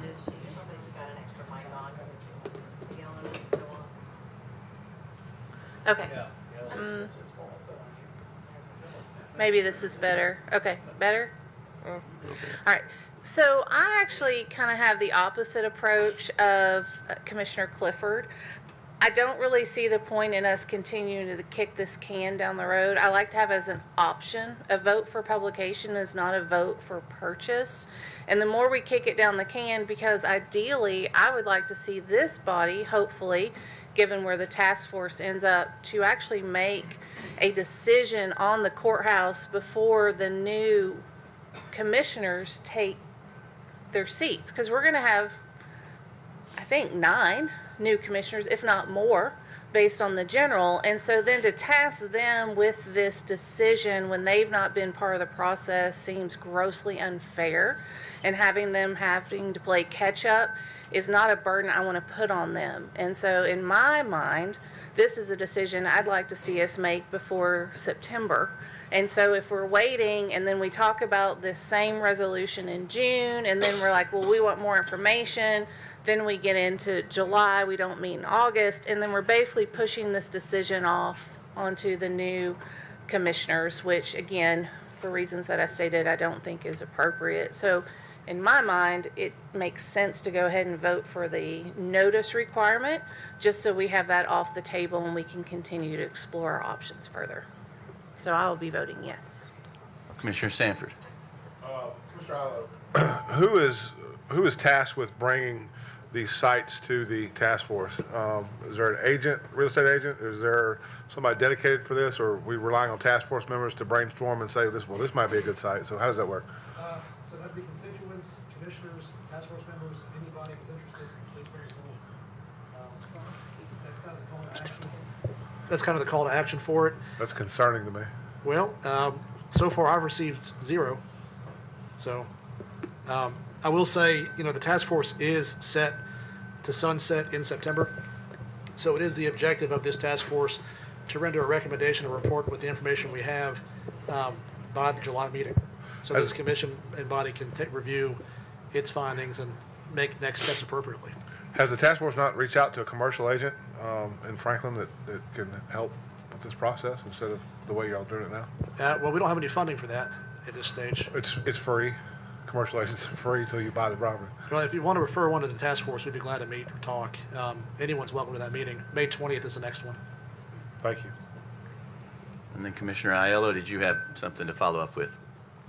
No, only to say, again, task force sunsets by September. So we are going to be making recommendations based on all the information that we have in a written report, as well as a presentation to the commission for the July meeting. Any other questions or comments? Seeing none, if you're ready to vote, if you're in favor of Resolution 52637, signify by pressing your yes button. Opposed, your no. Anyone wishing to change their vote, please do so at this time. Record the vote, please, Mr. Whidbey. 21 yes, 3 no. Resolution passes. I've gotten a few notes from commissioners wanting to take a break. If it's okay, let's go through the next 2 resolutions. Those are the 2 that we moved up for those in the audience who came to see those. And then I promise you we'll take a break because I'll probably need one also. So Resolution 52629, again, this being a resolution that we moved up. Resolution authorizing the Williamson County Mayor to execute a license agreement with the Battle of Franklin Trust for a non-exclusive license to construct and maintain historic signage, trails, and park benches on the Enrichment Center property. Proper motion made by Commissioner Tom Tunnicliffe, seconded by Commissioner Mary Smith. Property Committee was 4-0 against. Explanation, please, Commissioner Jennifer Mason. Yes, we have the opportunity to put signage up that will help with the historical markers along our Enrichment Center. Commissioner Aiello. So this is a continuation of the project development on Columbia Avenue in connection with our wonderful people at the Franklin Trust, Battle of Franklin Trust. Julian Bibb drafted the contract for it, and he'll be the first to say he's drafted probably the most lopsided contract of his career. in the county's favor. They're going to put all the effort in there, and we own it. So it's a no-brainer for expansion of existing trails. Commissioner Williams. I just want to commend Battle of Franklin Trust and what they've done over the years in reclaiming that view shed. A lifelong Franklin resident, a hardcore Civil War historian, buff. I've watched the changes over the years, and very happy that the county is going to participate, on our own ground to extend that view shed and the interpretation. So thank you. Any other questions or comments? Seeing none, if you're ready to vote, if you're in favor of Resolution 52629, signify by pressing your yes button. Opposed, your no. Anyone wishing to change their vote, please do so at this time. This time I'm stuck. Hit change vote and try it again. They're saying hit it again. There we go. Record the vote, please, Mr. Whidbey. 24 yes, 0 no. Resolution passes. The other resolution we moved up this evening is Resolution 52636, resolution authorizing the Williamson County Mayor to execute a second amendment to the purchase and sale agreement for property on Columbia Avenue to extend the appropriate due diligence period to permit the Board of Commissioners to determine whether or not the property is suitable for a new judicial center. Proper motion made by Commissioner Steve Smith, seconded by Commissioner Sean Aiello. Property Committee was 1 for, 2 against, with 1 abstention. Budget Committee was 5 for, 0 against. Explanation, please, Commissioner Mason. Thank you. So this is consideration of extending the due diligence period for an additional 6 months at a cost of $175,000. The Property Commission was very split, really because we wanted to hear from the task force and what their recommendation was, because the way it was presented to us, and correct me if this is not correct, the $175,000 wouldn't eventually go towards the purchase price if we did that. It's basically a flat fee that we're paying without getting any of that off the purchase price, is the way it was presented to us. So I would like some clarification on that. I don't know if it would go towards the sales price or not. I think that made a difference in how the Property Commission also considered it, but we did want to very much hear from the task force. I understand that it does go towards the sales price, but I'll let either Sean Aiello or council answer that. I would have interpreted Section 1, which talks about the fact that of the $250,000 deposit, $150,000 is going to be dispersed to the seller, and only the $75,000 remaining in escrow will be referred to as a deposit. But the original, which is being amended here, does have a deposit of $250,000. So I think the intent is to apply all $250,000 with the $175,000 being non-refundable if we exercise an out on the due diligence. So having said that, I've given you 2 answers, and I think the correct answer is that it would be interpreted as the entire $250,000 going towards the purchase price. Refundable if we do not purchase. If you don't go, the $175,000 stays with the seller, correct? Okay, thank you for that clarification. Commissioner Aiello, did you want to speak? Okay, Commissioner Aiello. So with the chair's indulgence, I'll give that little bit of a report of the task force at this stage, because I know Please. Property Committee was wanting that. So if you were asking what could possibly be more exciting than a septic task force, it is the courthouse task force. And we do have very many members of our courthouse task force here in the audience today, including city members on our benches, so thank you for being here this evening. We've had 2 meetings so far. So far, we've had discussions about costs of comparable projects for courthouses in the surrounding counties, talking about use of existing buildings if the court does not remain present on site. And what I can say is at this point, we are, as a task force, unified in its position that there is a need for progress on this issue, and the existing setup of our current courthouse is not sustainable. For our May 20th meeting, we do have set discussions about a possibility of what might be available for a property swap with the city of Franklin, what other county properties might be available, whether there's other private parcels, as well as adaptive reuse of the existing courthouse space beyond just simply what we do with the historic building, but what we do with the other newer components as well. So we're poised to have real discussion on that on May 20th. And as part of this process, we've generated two recommendations that have become resolutions before this body. The first of which is the one that we're talking about right now. And I will say that as to this resolution, the task force voted unanimously. This includes the city of Franklin, the stakeholders, the judges, county. Everyone voted in favor of asking this commission to approve this resolution as it stands. So right now, the position of the task force is we're asking for this extension of this lease through September that would allow us that time in this body the ability to review any other options. It does convert some of this money into hard earnest money. Frankly, in our discussions, we've been surprised that the seller hasn't asked for this to be hard earnest months ago, just given the length of time that it's been under contract with us. We hope to have further discussions as it pertains to the next resolution on here as well that would allocate a little bit of money for real discussion about costs, design, potential viability of sites, paying those experts that would allow the information that they can provide to us as a body to make a decision ultimately on what to do with the courthouse system. So all that to say, we're making progress. May 20th is the next meeting. We intend to make a presentation by July on the information that we have.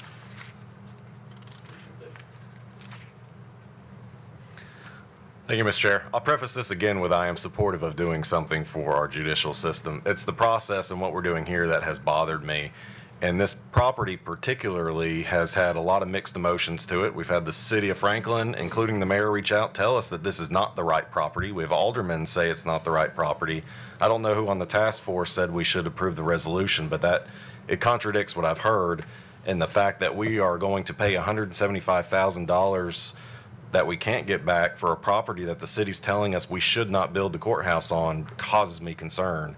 If this seller of this property is willing to entertain us through a due diligence period, great. I don't think we should pay $175,000 that we can't get back for a property that the city tells us we shouldn't use anyways for the courthouse. So again, very supportive of doing something for you all, and I'm a fan of the Justice Task Force. I just struggle with paying $175,000 for something we just can't get back. So I'm going to have... Commissioner Aiello. To answer Commissioner Clifford's question, the city representative was the mayor of the city of Franklin and the city administrator who voted in favor of this recommendation.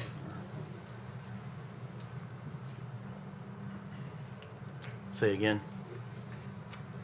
Is that it? That's it. Okay. And then Commissioner Mason, I believe, if you don't mind, there is an amendment that was written up by legal counsel. There was, and I'm looking for it in my email currently. It was sent to me earlier. It's on everybody's desk. Oh. All right. So this amendment is the resolution approving the purchase and sale agreement and authorizing the Williamson County Mayor to execute a second amendment for property on Columbia Avenue to extend the appropriate due diligence period to permit the Board of Commissioners to determine whether the property is suitable for a new judicial center. Be for it resolved. It does authorize the county mayor to execute a second amendment to the purchase and sale agreement to extend the due diligence period by 180 days in consideration of a fee of $175,000. Said fee to be deducted from the existing deposit for the purpose of determining whether the acquisition of certain unimproved real property is in the best interest of the citizens of Williamson County, Tennessee. Said property being located at 926 Columbia Avenue, Franklin, Tennessee. So I have a proper motion. Do I have a second? Guy Carton. Thanks. Commissioner Sanford on the amendment. What's the amendment and the resolution? It adds the phrase, does hereby approve the purchase and sales agreement. So it incorporates the entirety of the agreement, which implicitly was approved with the deferral. We felt it necessary to make it explicit that the contract is approved. You still have all the same rights and obligations in terms of getting out of it during the due diligence period, but it would be approved, so it would obligate the seller as well to the entirety of the contract. So will this be coming back for vote to this body? Yes. Before, yes. To effectuate the sale, it would have to come back. This is just approving that structure, which gives you the due diligence period and approval rights. Thank you. Commissioner Mary Smith, did you have something, or did you pull your request? Okay. Any other questions or comments on the amendment? Seeing none, if you're ready to vote on the amendment, if you're in favor of the amendment, when it comes up on your screen, signify by pressing your yes button. Opposed, your no. Anyone wishing to change their vote, please do so at this time. Record the vote, please, Mr. Whitby. 20 yes, 4 no. The amendment passes. That brings us back to the original resolution. Again, resolution as amended. Again, this is Resolution 52636. Any questions or comments on the resolution now as amended? Seeing none, if you're ready to vote, if you're in favor of the resolution as amended, signify by pressing your yes button. Any opposed, your no. Anyone wishing to change their vote, please do so at this time. And O'Neill, if you'll hit your change your vote and then back to yes. There we go. Record the vote, please, Mr. Whitby. 18 yes, 6 no. Resolution passes. At this time, if the commission wishes, we can take a 10-minute recess, and we'll reconvene at just a little after 8:15.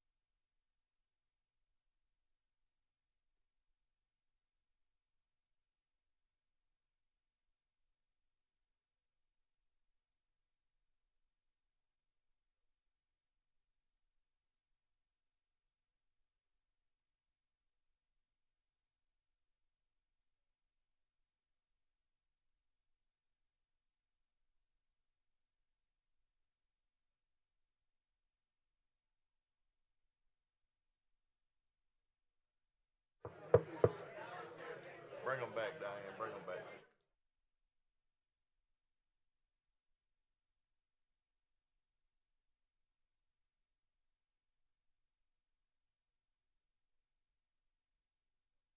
Resolution 5, and then we'll just go straight forward through the resolutions.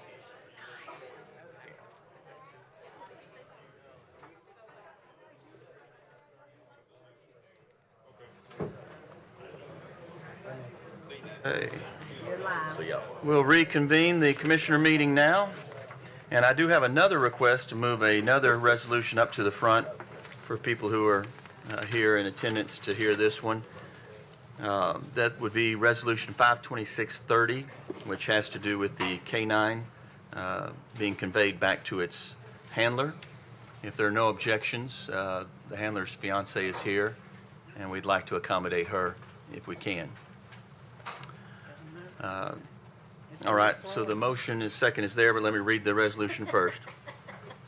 So without objection, we're moving to the front now. Resolution 52630, resolution to surplus and approve the conveyance of a Dutch Shepherd K-9 officer with the Williamson County Sheriff's Office to its former handler.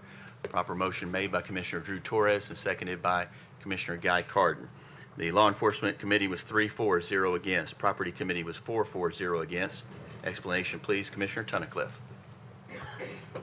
This is like all other K-9 that we give back to the handlers. It's just time for that dog to enjoy its time with its handler. Any questions or comments? Seeing none, if you're ready to vote, if you're in favor, signify by pressing your yes button. Opposed, your no. Anyone wishing to change their vote, please do so at this time. Record the vote, please, Mr. Whitby. 24 yes, 0 no. Resolution passes. Moving on to Resolution 526-5, resolution amending the 25-26 General Purpose School Fund budget by $659,848, and the Educational Impact Fee Fund by $659,848 for the purchase of 4 growth buses. Proper motion made by Commissioner Drew Torres and seconded by Commissioner Tom Tunnicliffe. School Board was 11-4, 0 against. Education Committee was 5-4, 0 against. Budget Committee was 5-4, 0 against. Explanation, please, Commissioner Herbert. This is for 4 growth special ed buses, and we actually voted on this before, but we were going to pay with it with a bond, but Phoebe has figured out this great way. We can take it out of the education impact fee, so we don't have to borrow the money. Very good. Any questions or comments? Seeing none, if you're ready to vote, if you're in favor, signify by pressing your yes button. Any opposed, your no. Anyone wishing to change the vote, please do so at this time. Record the vote, please. Mr. Whitby? 24 yes, 0 no. Resolution passes. The next 2 resolutions have been pulled by the author, those being Resolutions 526-6, 526-7. We won't be hearing those tonight, which brings us to 526-8, resolution appropriating and amending the 25-26 County Commission budget by $100,000 to provide funding for expenses related to study and analyze future needs for adequate judicial facilities, revenues to come from unincorporated county general funds. Proper motion made by Commissioner Steve Smith, seconded by Commissioner Tom Tunnicliffe. Sorry? Oh, thought somebody was saying something. Okay. Courthouse Task Force, 15-4, 0 against. Law Enforcement Public Safety was 3-4, 0 against. Budget Committee, 5-4, 0 against. Explanation, please, Commissioner Aiello. So this is the second resolution from the task force recommendations that would allow us to have a little bit of funds to use experts to provide evaluation of any additional properties that might be identified, and also to do some preliminary work and pay somebody for it about, potential limited design, square footage, things like that, kind of in the discretion of the task force. So that's the recommendation at this stage. Commissioner Clifford. If the judges were still here, I'd love them to hear me say that I am planning to vote for this one. Thank you. Any other questions or comments? Commissioner Torres. Oh, I'm sorry, Commissioner Richards was first, then Commissioner Torres. Thank you. Commissioner Aiello, could you, I'm sorry, maybe I blanked out a little bit there. Could you explain what this could be used to pay for?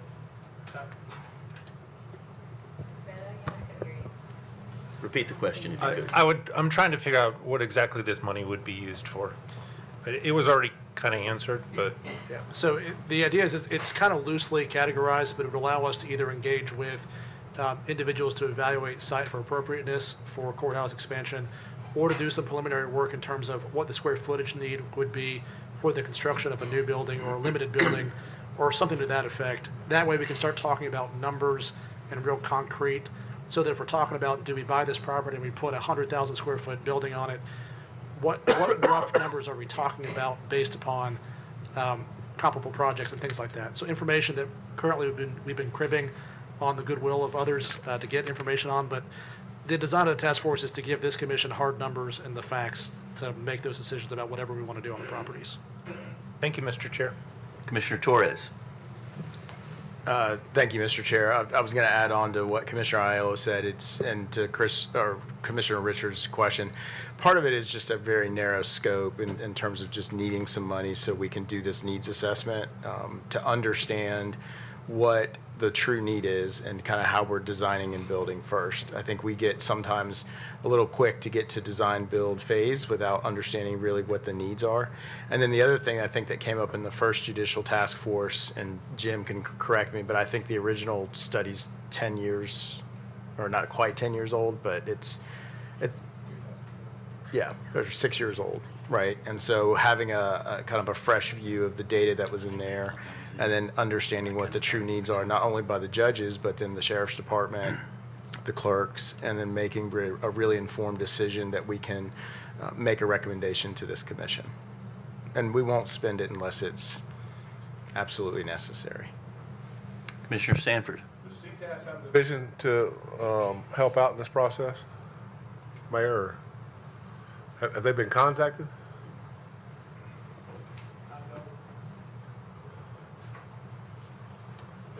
They were involved in the first needs evaluation. They do have someone that deals with jails and jail security and that.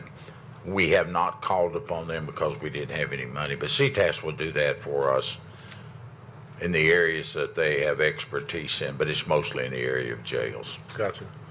Commissioner Aiello, I would urge maybe, since you're the spearhead of this for the commission, maybe to reach out to CTAS to see if they have some expertise in the courthouse business. Want to respond, Commissioner Aiello? Go ahead. Yeah, I believe we did reach out initially, and they did have somebody in Williamson County that was interested in serving, so we'll reinitiate that contact, but yeah. Appreciate it. Commissioner Mary Smith. Yeah, I was just wondering, just because I know Rutherford County just went through this recently, if there was somebody that we could reach out to that was involved with that construction, if they used somebody, what they might charge if we already did that. Because, I mean, they probably would have some recommendation. Go ahead, Commissioner Aiello. So the task force did receive reports.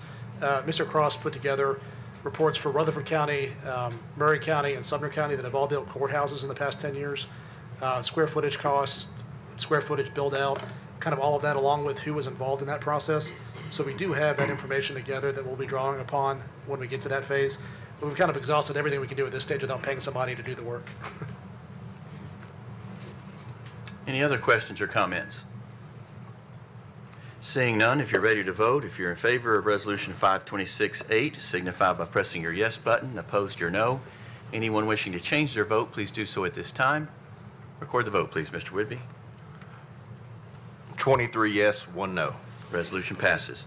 Resolution 526-9, resolution appropriating and amending the 25-26 Register of Deeds budget by $13,000, revenues to come from unappropriated general fund balance. Proper motion made by Commissioner Steve Smith, seconded by Commissioner Greg Sanford. The Budget Committee was 5-4-0 against. Explanation, please, Commissioner Morton. This is payment for vacation accruals for Beth Lynch, who was a long-term employee there of the Register of Deeds office and is now retired. Any questions or comments? Seeing none, if you're ready to vote, if you're in favor, signify by pressing your yes button. Opposed, your no. Anyone wishing to change their vote, please do so at this time. Record the vote, please, Mr. Whitby. 24 yes, 0 no. Resolution passes. Resolution 52610, resolution amending the 25-26 Highway Department budget and appropriating up to $831,491.13 for final paving expenses on South Harpeth Road, revenues to come from state aid program. Proper motion made by Commissioner Greg Sanford, seconded by Commissioner Megan Guffey. Highway Commission was 5-4-0 against. Budget Committee was 5-4-0 against. Explanation, please, Commissioner Morton. Yes, this is just state reimbursement for the expenses that we incurred paving South Harpeth. Any questions or comments?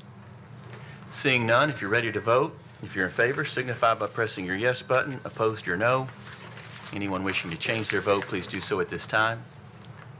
Record the vote, please, Mr. Whitby. 24 yes, 0 no. Resolution passes. Resolution 52611, resolution appropriating and amending the 25-26 library budget by $29,067.50, revenues to come from donations and memorials. Proper motion made by Commissioner Steve Smith, seconded by Commissioner Guy Carden. The Library Board was 6-4-0 against. Budget Committee was 5-4-0 against. Explanation, please, Commissioner Paul Webb. This is pretty much routine. You know, we've got the City of Franklin donation plus from the Friends of 10,000 and then memorials of 380. Any questions or comments? Seeing none, if you're ready to vote, if you're in favor, signify by pressing your yes button. Opposed, your no. Anyone wishing to change their vote, please do so at this time. Record the vote, please, Mr. Whitby. 24 yes, 0 no. Resolution passes. Resolution 52612, resolution accepting a conditional donation from the City of Franklin and the State of Tennessee and appropriating and amending the 25-26 Health Department budget by $1,516.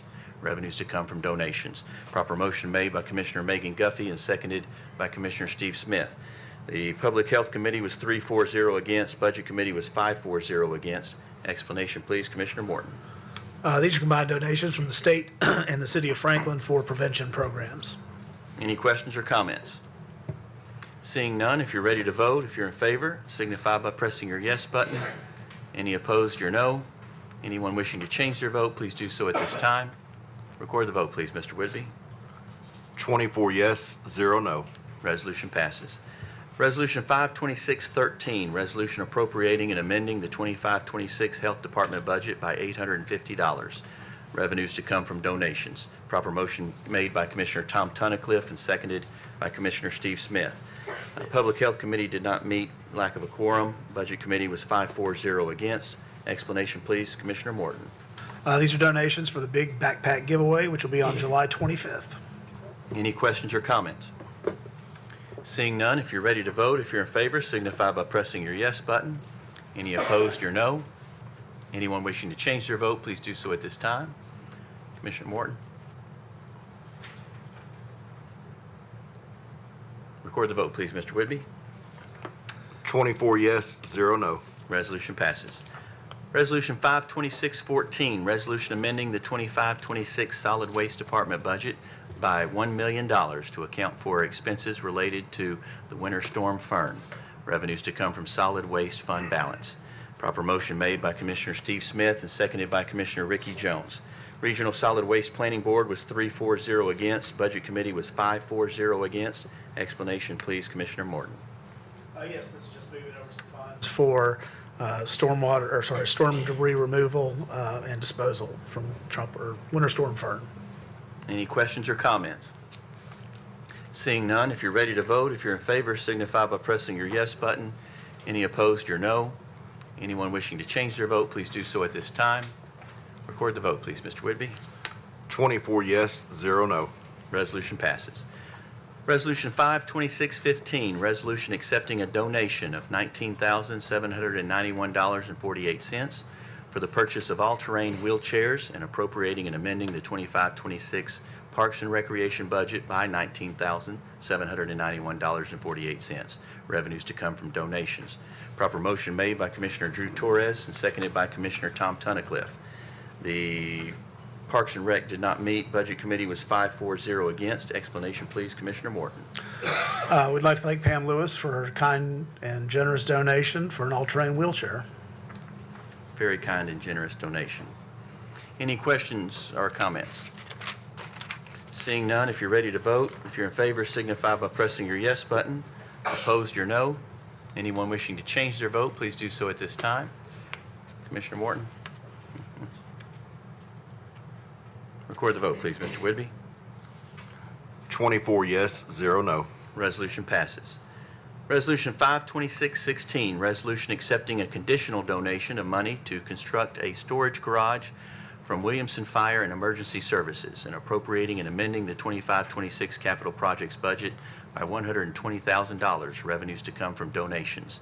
Proper motion made by Commissioner Barb Sturgeon and seconded by Commissioner Drew Torres. The Budget Committee was 5-4-0 against. Explanation, please, Commissioner Morton.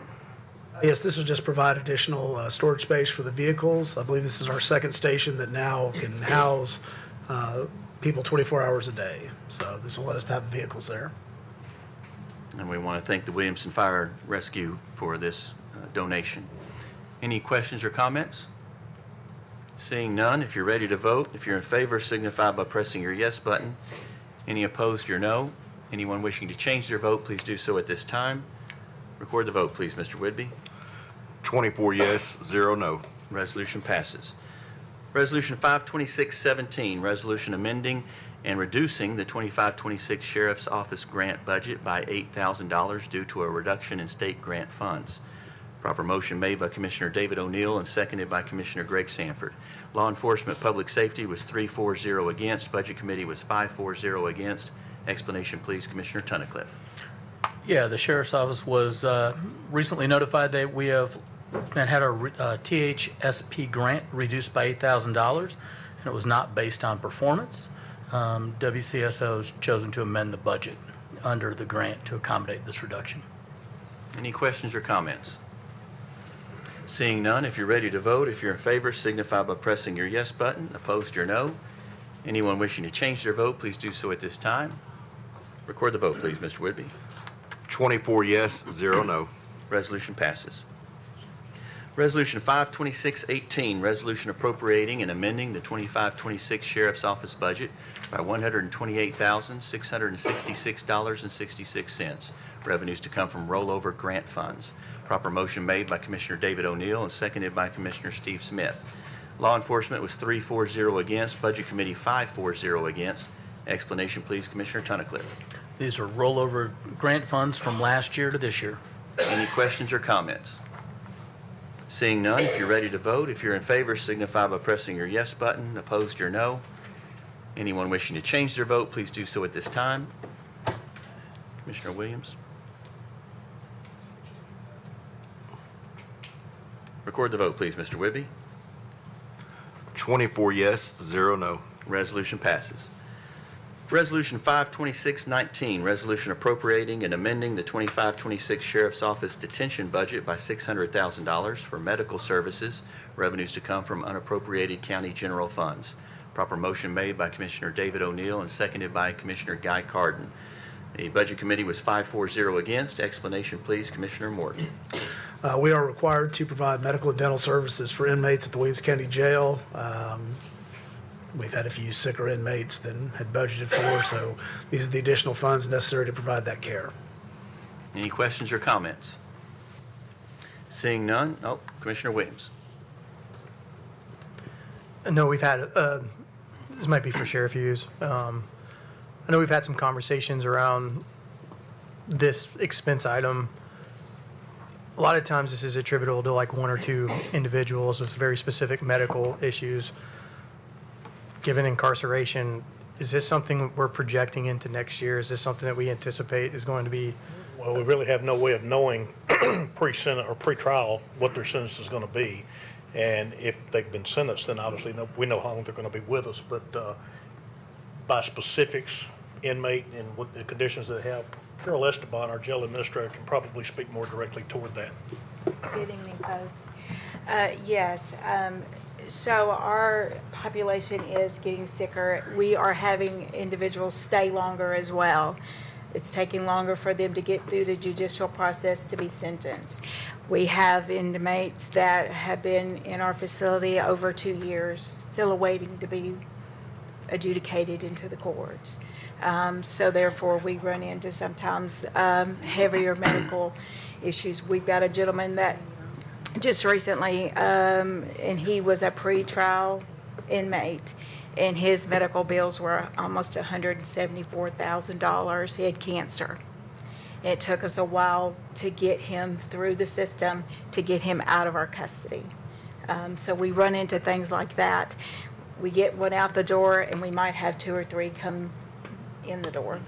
And so we work with the DA's office as best that we can to try to get them adjudicated, to see if there's a furlough, if we can lower a bond, reduce a bond, get an ROR bond.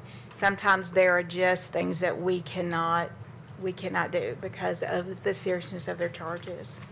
Thank you for that. Commissioner Williams, to specifically answer your question, we didn't increase that line item for medical expenses for inmates. It stayed the same based on what it was last year. It's what it's going to be for this coming year. So likely we'll come back to you again this time next year once we know what those costs are. Yeah. So thank you for that. If I can add just one thing, if we do have state inmates that are incarcerated with us and say they have an expensive medicine and they're a state inmate, I can petition the state for reimbursement. I just have to fill out that paperwork, submit it to the state. Some of their medications, just for example, could be anywhere between $3,000 and $4,000 a month. And so if they are a state inmate, then we can. So we do what we can to help with that. And that sometimes some of our inmates are sent to other hospitals besides Williamson Medical. So therefore, that is a bigger cost to us as well. I should turn my microphone off, but Sheriff, here's a follow-up your question. I know in the budget for this year, we kept it the same.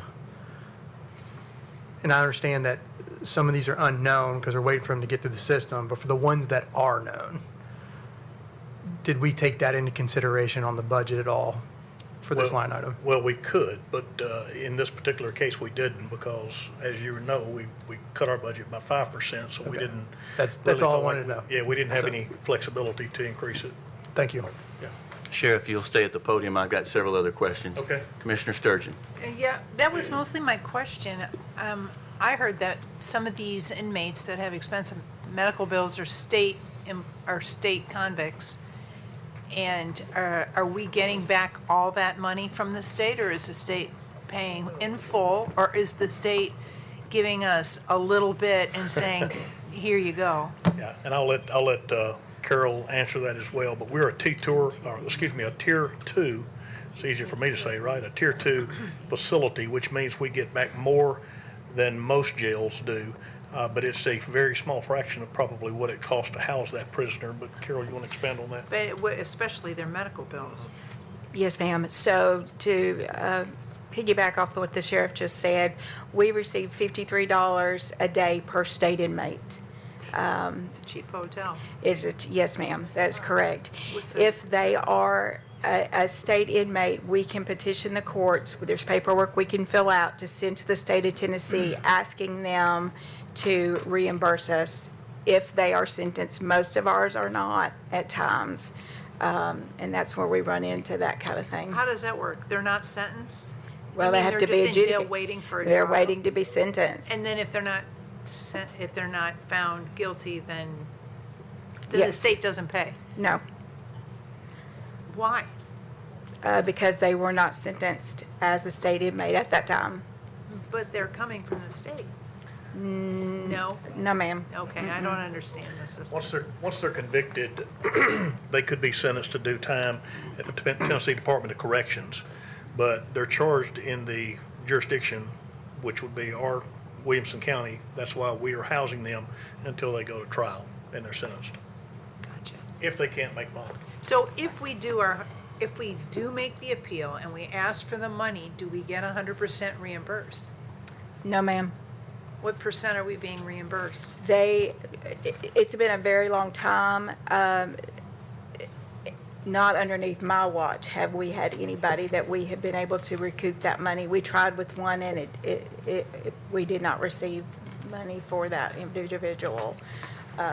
So it's been a while. Thank you. Yes, ma'am. Commissioner Mason. So wrong. Thank you. You know, to shed a little bit of light, I can tell you that my office, the district attorney's office, works closely with Captain Esteban, trying to figure out, are some of these individuals that were comfortable releasing on an ROR bond, which means release on your own recognizance. Some of them have had their bond revoked because they've been on bond and picked up new charges, and then they get sick, and then it's a question of, well, do we let them back out pending trial? So these are pre-adjudication, whether they've gone to trial and been convicted, but they haven't been sentenced. Sometimes, depending on if somebody gets convicted at trial, they'll fire their attorney, and it could be a year before we can sentence them because you have to order transcripts, etc. And so it isn't just necessarily the court dragging its feet, but it's getting these people that are in custody, maybe their bond's been revoked, they can't make their bond. I mean, today I asked for a 5-day trial date for an aggravated child neglect, and I'm being given fourth quarter of 2027 as my first option. And so, again, when she says these people are pre-trial, this is what we're talking about. We're not getting trial dates, or to get a trial date more than 3 years, we're waiting over a year. And so these people who haven't been able to make bond are sitting in jail this entire time. Now, once they're convicted and sentenced, they become a state inmate, and that's a different issue than what we're talking about here. So again, we do work with the sheriff's department, we work with county council about what we can do with some of these, but some of them, in the district attorney's opinion, we're just not willing to sign our name to release them into the community because of their alleged charges. So just to add a little context to that. And once they are sentenced, we do contact the state immediately if they are pretty sick to try to get them a bed. And so we might get a bed in 2 or 3 days, or it might be a week, or it might be a month. We just never know. Commissioner Petty. So we have an individual that's very sick right now. Now, he's been convicted, I think. Has he been sentenced? The gentleman that I think you're referring to has been judicially committed because he's not competent to stand trial. So we are awaiting a bed. I do know that the judge had sent a letter to the TDOC asking them to take him and gave them a certain date to take him, and they have not taken him yet. Then they wanted to send him to a Middle Tennessee Health Institute, but they would not take him because of his medical condition. So we're waiting on another evaluation of this medical condition to see if they can reverse what he is currently under, and if they can do that at that time, then they will accept him. And in the meantime, we're paying all the expenses. And just as another comment, Jennifer, what you were referring to, another reason why we need a courthouse. We have people sitting in jail, they can't be adjudicated, and so we keep them for 2 years, and if they get sick, we have to take care of all of them. That's correct. Commissioner Mary Smith. Because I can't imagine what a smaller county would go through. Like, is it the same for every? I mean, I just can't imagine a little bitty county having this kind of medical bills. I mean, they're not eligible for TennCare or anything like that, any sort of state medical? So sometimes they are, and when they do have TennCare, when we receive the bills from Williamson Medical Center, we tell Williamson Medical Center that they do have TennCare and ask them to rebill. So we do that, yes. But sometimes the inmates do not give us the correct information. Like, there might be one who maybe came 6 months ago and said they had TennCare, and then they've come back last week and said they didn't have any insurance. So we have to kind of probe a little bit to see if they still actually have TennCare. And if that's the case, then we'll ask the hospital to resubmit that claim. Okay. So that we would be the secondary and TennCare would be the primary. Commissioner Mason. Chair, if I may respond to Commissioner Smith. I have worked in other counties, Perry, Lewis, Hickman. They all have the same issues, except there, when we make decisions with the jail about who to release, we have a little more pressing need because they cannot afford the medical care. Again, it's always a debate about who you release, who you don't release, but it is the same in every county jail. Yes. Any other questions or comments? I see none. Thank you. If you're ready to vote, if you're in favor of Resolution 52619, signify by pressing your yes button. Opposed, your no. Anyone wishing to change their vote, please do so at this time. Record the vote, please, Mr. Whitby. 23 yes, 1 no. Resolution passes. Resolution 52620, resolution appropriating up to $1,035,109.50 for water infrastructure revenue to come from TDEC grant of State American Rescue Plan Act Fund. Proper motion made by Commissioner Steve Smith and seconded by Commissioner Drew Torres. The Budget Committee was 5-4-0 against. Explanation, please, Commissioner Morton. Yes, these are ARPA funds that are going to be used for water infrastructure projects that are passing through from the state. Any questions or comments? Seeing none, if you're ready to vote, if you're in favor, signify by pressing your yes button. Opposed, your no. Anyone wishing to change their vote, please do so at this time. Record the vote, please, Mr. Whitby. 23 yes, 1 abstain. Resolution passes. Late filed resolution 52638, resolution appropriating and amending the 25-26 capital project budget by $1,292,224, revenues to come from unappropriated solid waste sanitation fund balance. Proper motion made by Commissioner Tom Tunnicliffe, seconded by Commissioner Drew Torres. Municipal Solid Waste Board was 3-4-0 against. Budget Committee was 5-4-0 against. Explanation, please, Commissioner Webb. Thank you, Mr. Chair. The storm Fern finally did end, the old grinder, and I think Mac is here, can explain that. So we're in a situation where hard to get parts and hard to get the thing fixed. So the recommendation here is to purchase a new machine that should last 20-plus years. Right, Mac? Yes, he's gonna say yes.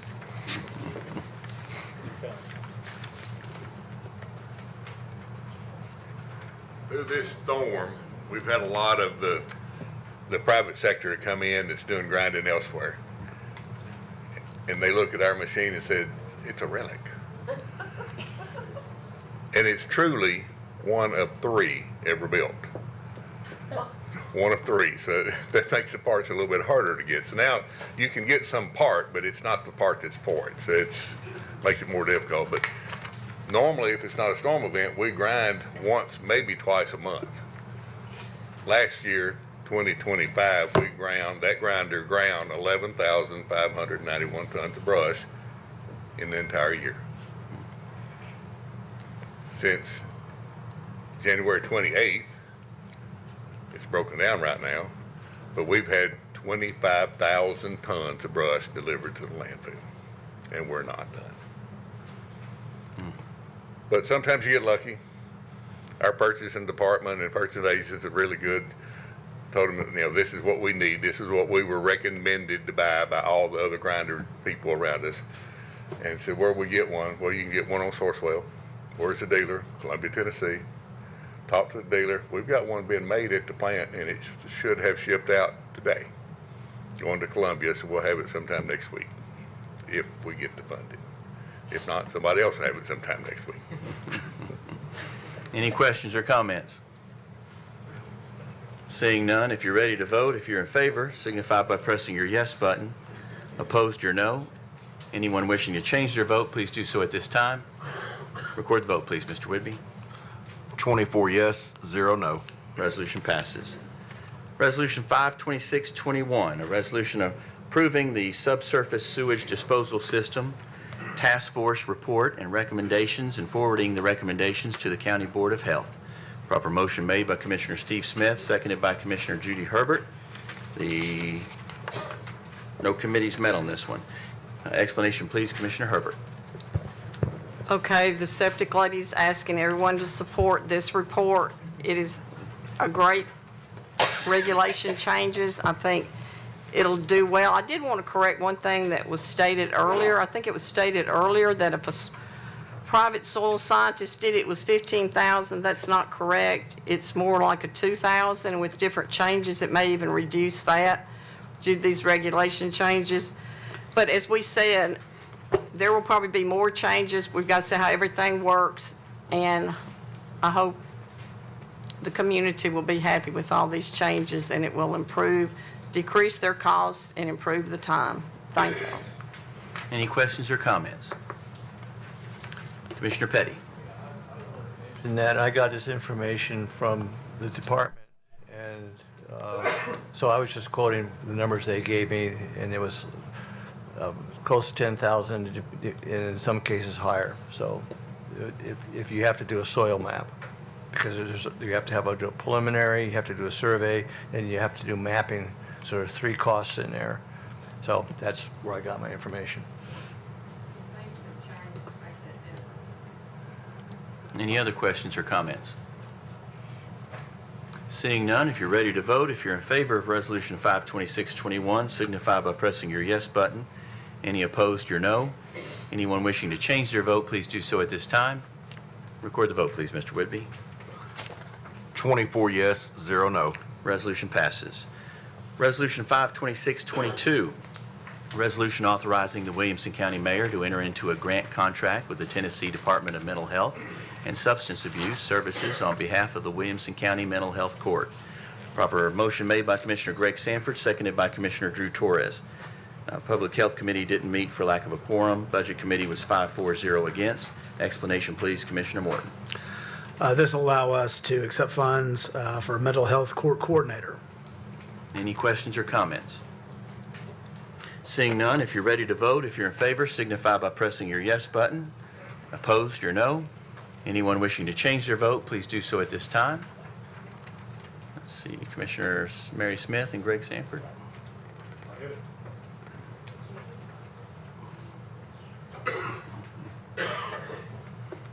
Record the vote, please, Mr. Whitby. 24 yes, 0 no. Resolution passes. Resolution 52623, resolution authorizing the Williamson County Mayor to enter into a lease agreement with the Williamson County General Sessions DUI Recovery Court. Proper motion made by Commissioner Steve Smith, seconded by Commissioner Drew Torres.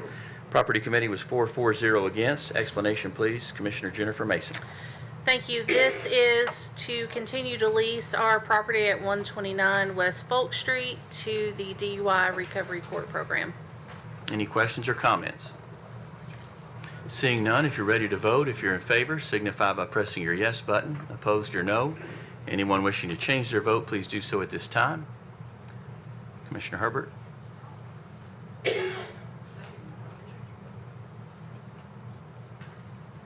Record the vote, please, Mr. Whitby. 24 yes, 0 no. Resolution passes. Resolution 52624, resolution to authorize an increase in assessment of the fee collected by the Williamson County Animal Center for humane trap rentals. Proper motion made by Commissioner Lisa Hayes and seconded by Commissioner Megan Guffey. Public Health Committee was 3-4-0 against. Budget Committee was 5-4-0 against. Explanation, please, Commissioner Morton. Yes, this just increases the deposit for humane traps. It turns out that some people weren't returning them, and then it costs us more to get it, so this more closely approximates the cost of the traps. Any questions or comments? Seeing none, if you're ready to vote, if you're in favor, signify by pressing your yes button. Any opposed, your no. Anyone wishing to change their vote, please do so at this time. Record the vote, please, Mr. Whitby. 24 yes, 0 no. Resolution passes.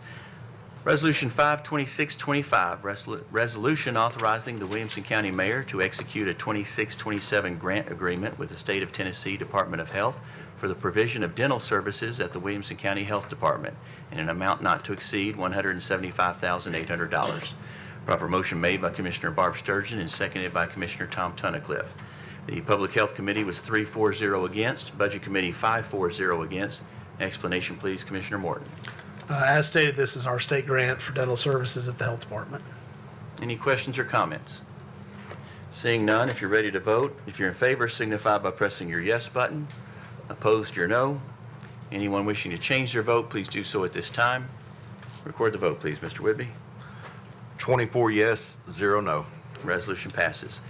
Resolution 52626, resolution acknowledging a donation from the Williamson County Library Foundation for the purchase of an all-terrain wheelchair to be utilized in conjunction with the Storybook Trail at Peacock Hill Park. Proper motion made by Commissioner Tom Tunnicliffe and seconded by Commissioner Guy Carden.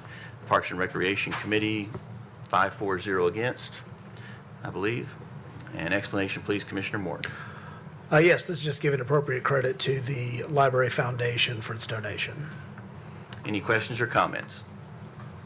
Seeing none, if you're ready to vote, if you're in favor, signify by pressing your yes button. Opposed, your no. Anyone wishing to change their vote, please do so at this time. Record the vote, please, Mr. Whitby. 24 yes, 0 no. Resolution passes. Resolution 52627, resolution of support for state legislation that would create and implement a comprehensive approach to addressing packaging waste in Tennessee. Proper motion made by Commissioner Guy Carden and seconded by Commissioner Mary Smith. The Regional Solid Waste Board was 3-4-0 against. Explanation, please, Commissioner Morton. Yes, Max here to give some more explanation to it. Basically, this is us asking our state legislature to approve some legislation so we can keep packaging materials out of our landfill and hopefully provide some more jobs. Mac, do you want to speak to it at all, or?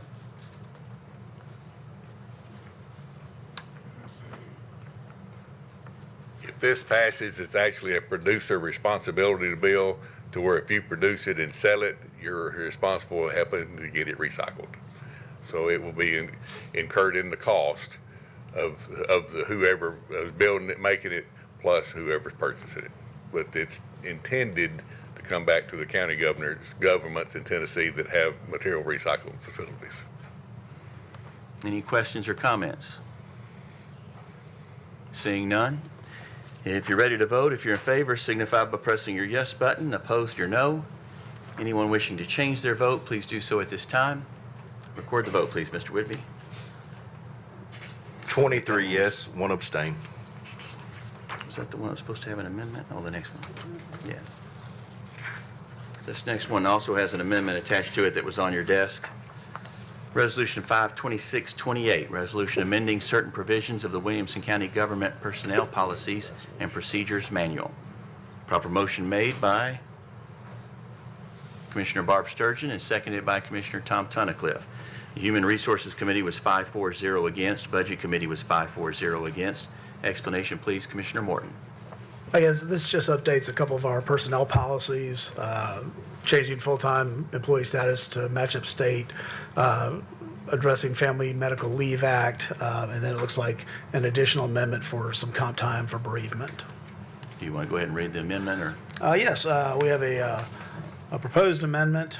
Be it further resolved that a new section 3.07 be added to the Personnel Policies and Procedures Manual stating the following. Employees may use paid time off, sick leave, vacation leave, comp time, or bereavement leave when necessary to reach the employee's typical full pay for the 40-hour work week for civilian employees or the 90-hour tour of duty for law enforcement.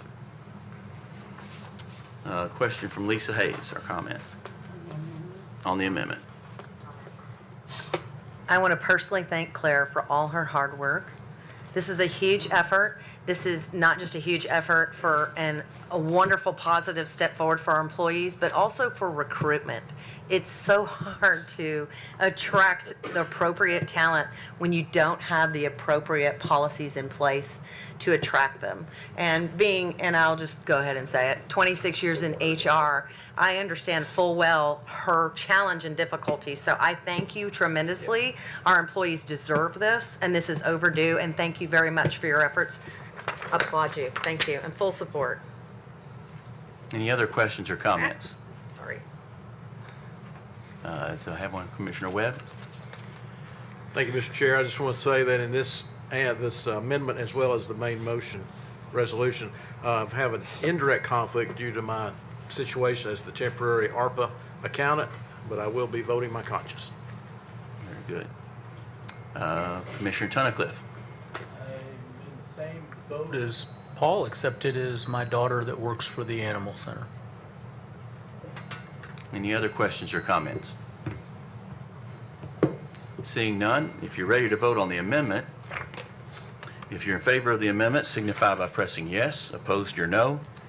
Anyone wishing to change their vote, please do so at this time. Record the vote, please, Mr. Whitby.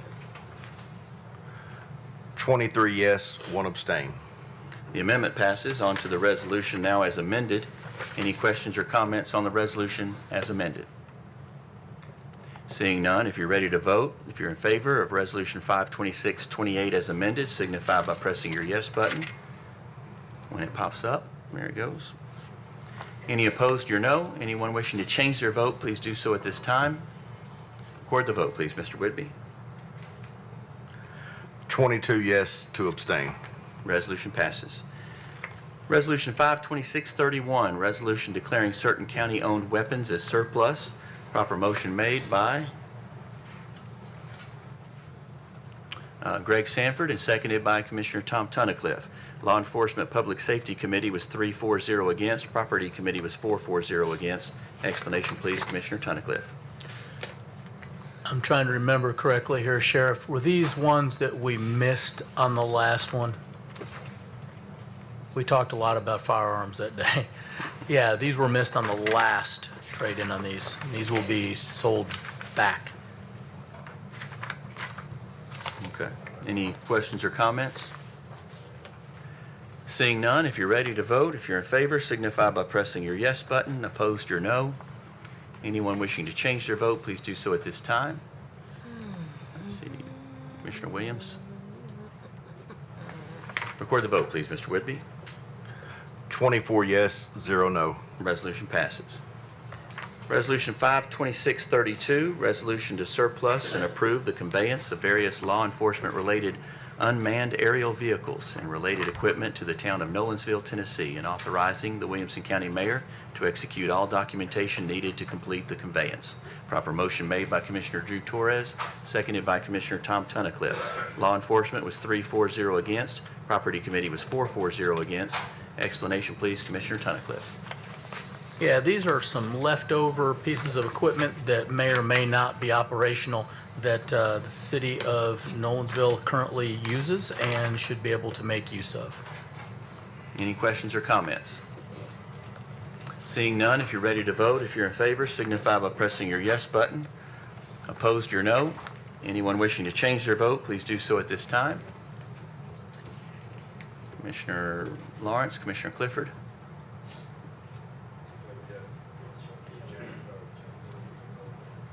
Yeah, we found a little trick to make it work. Record the vote, please, Mr. Whitby. 24 yes, 0 no. Resolution passes. Resolution 52633, resolution to overrule the denial of the City of Franklin Planning and Sustainability Department's action regarding the proposed alternative learning center. Proper motion made by Commissioner Greg Sanford and seconded by Commissioner Guy Carden. Property Committee was 4-4-0 against. Explanation, please, Commissioner Jennifer Mason. Thank you. This has to go with the Triple J project having to do with the juvenile phase, but actually includes the alternative learning center phase of the juvenile phase. And if I recall correctly, it has to do with parking and the way our parking is displayed to the street.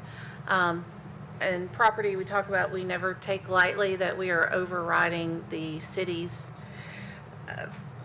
request, but in this case, the only way to ensure adequate parking is to do the parking. I believe it was on the side, if I'm not mistaken.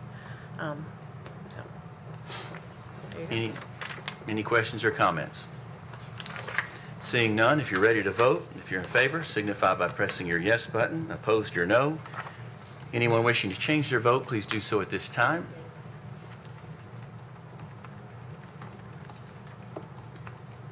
Record the vote, please, Mr. Whitby. 23 yes, 1 no.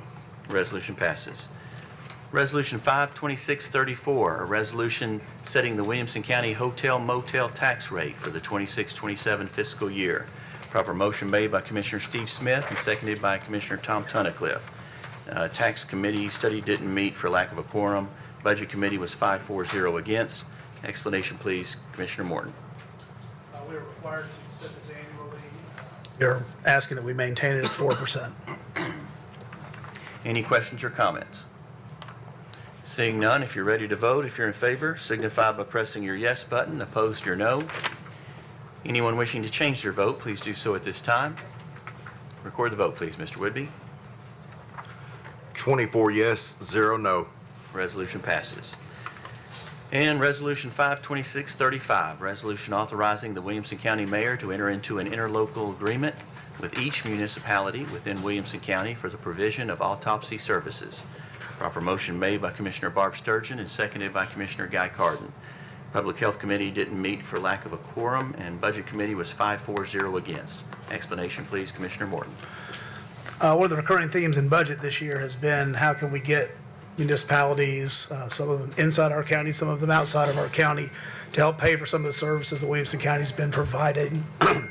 We pay $2,500 for each autopsy done, so we are asking the cities, when they need the autopsies done, that they reimburse us for those expenses. Any questions or comments? Seeing none, if you're ready to vote, if you're in favor, signify by pressing your yes button. Opposed, your no. Anyone wishing to change their vote, please do so at this time. Commissioner Lawrence, Commissioner Aiello, Commissioner Hester. There we go. Record the vote, please, Mr. Whitby. 24 yes, 0 no. Resolution passes. I want to once again remind everyone about Memorial Day. And again, that'll be at 5 Points in downtown at Memorial Park, the Archives, and that starts at 10 a.m. on May 25th. As always, want to thank the sheriff and the sheriff's deputies for staying here, as well as all department heads. Is anything else to come before this committee before we adjourn? What's that? Several. Oh, I do have several people wanting to speak. Commissioner, who was first? Mary Smith? Me? Oh, maybe that was by accident. Commissioner Greg Sanford? No, sir. That was by accident. Okay. Commissioner Mason? I should have said this earlier in communications and it slipped my mind. Just a reminder to all commissioners and the general public that every meeting of the property committee meeting, we do talk about the what's going on with the hospital. We do have our attorney there who answers questions. He was there at the last meeting. Those meetings are recorded, so we encourage anybody who has questions about what and where we are in the process to attend those meetings. Thank you. Anything else to come before this committee? Commissioner Williams? Holding you guys hostage. I just want to say, job well done on the household hazardous waste collection event. Took advantage of it this year. Had that tub full of household chemicals that had been sitting there for 10 years and got rid of it. And just want to say thank y'all. Good job. Commissioner Clifford? We are adjourned.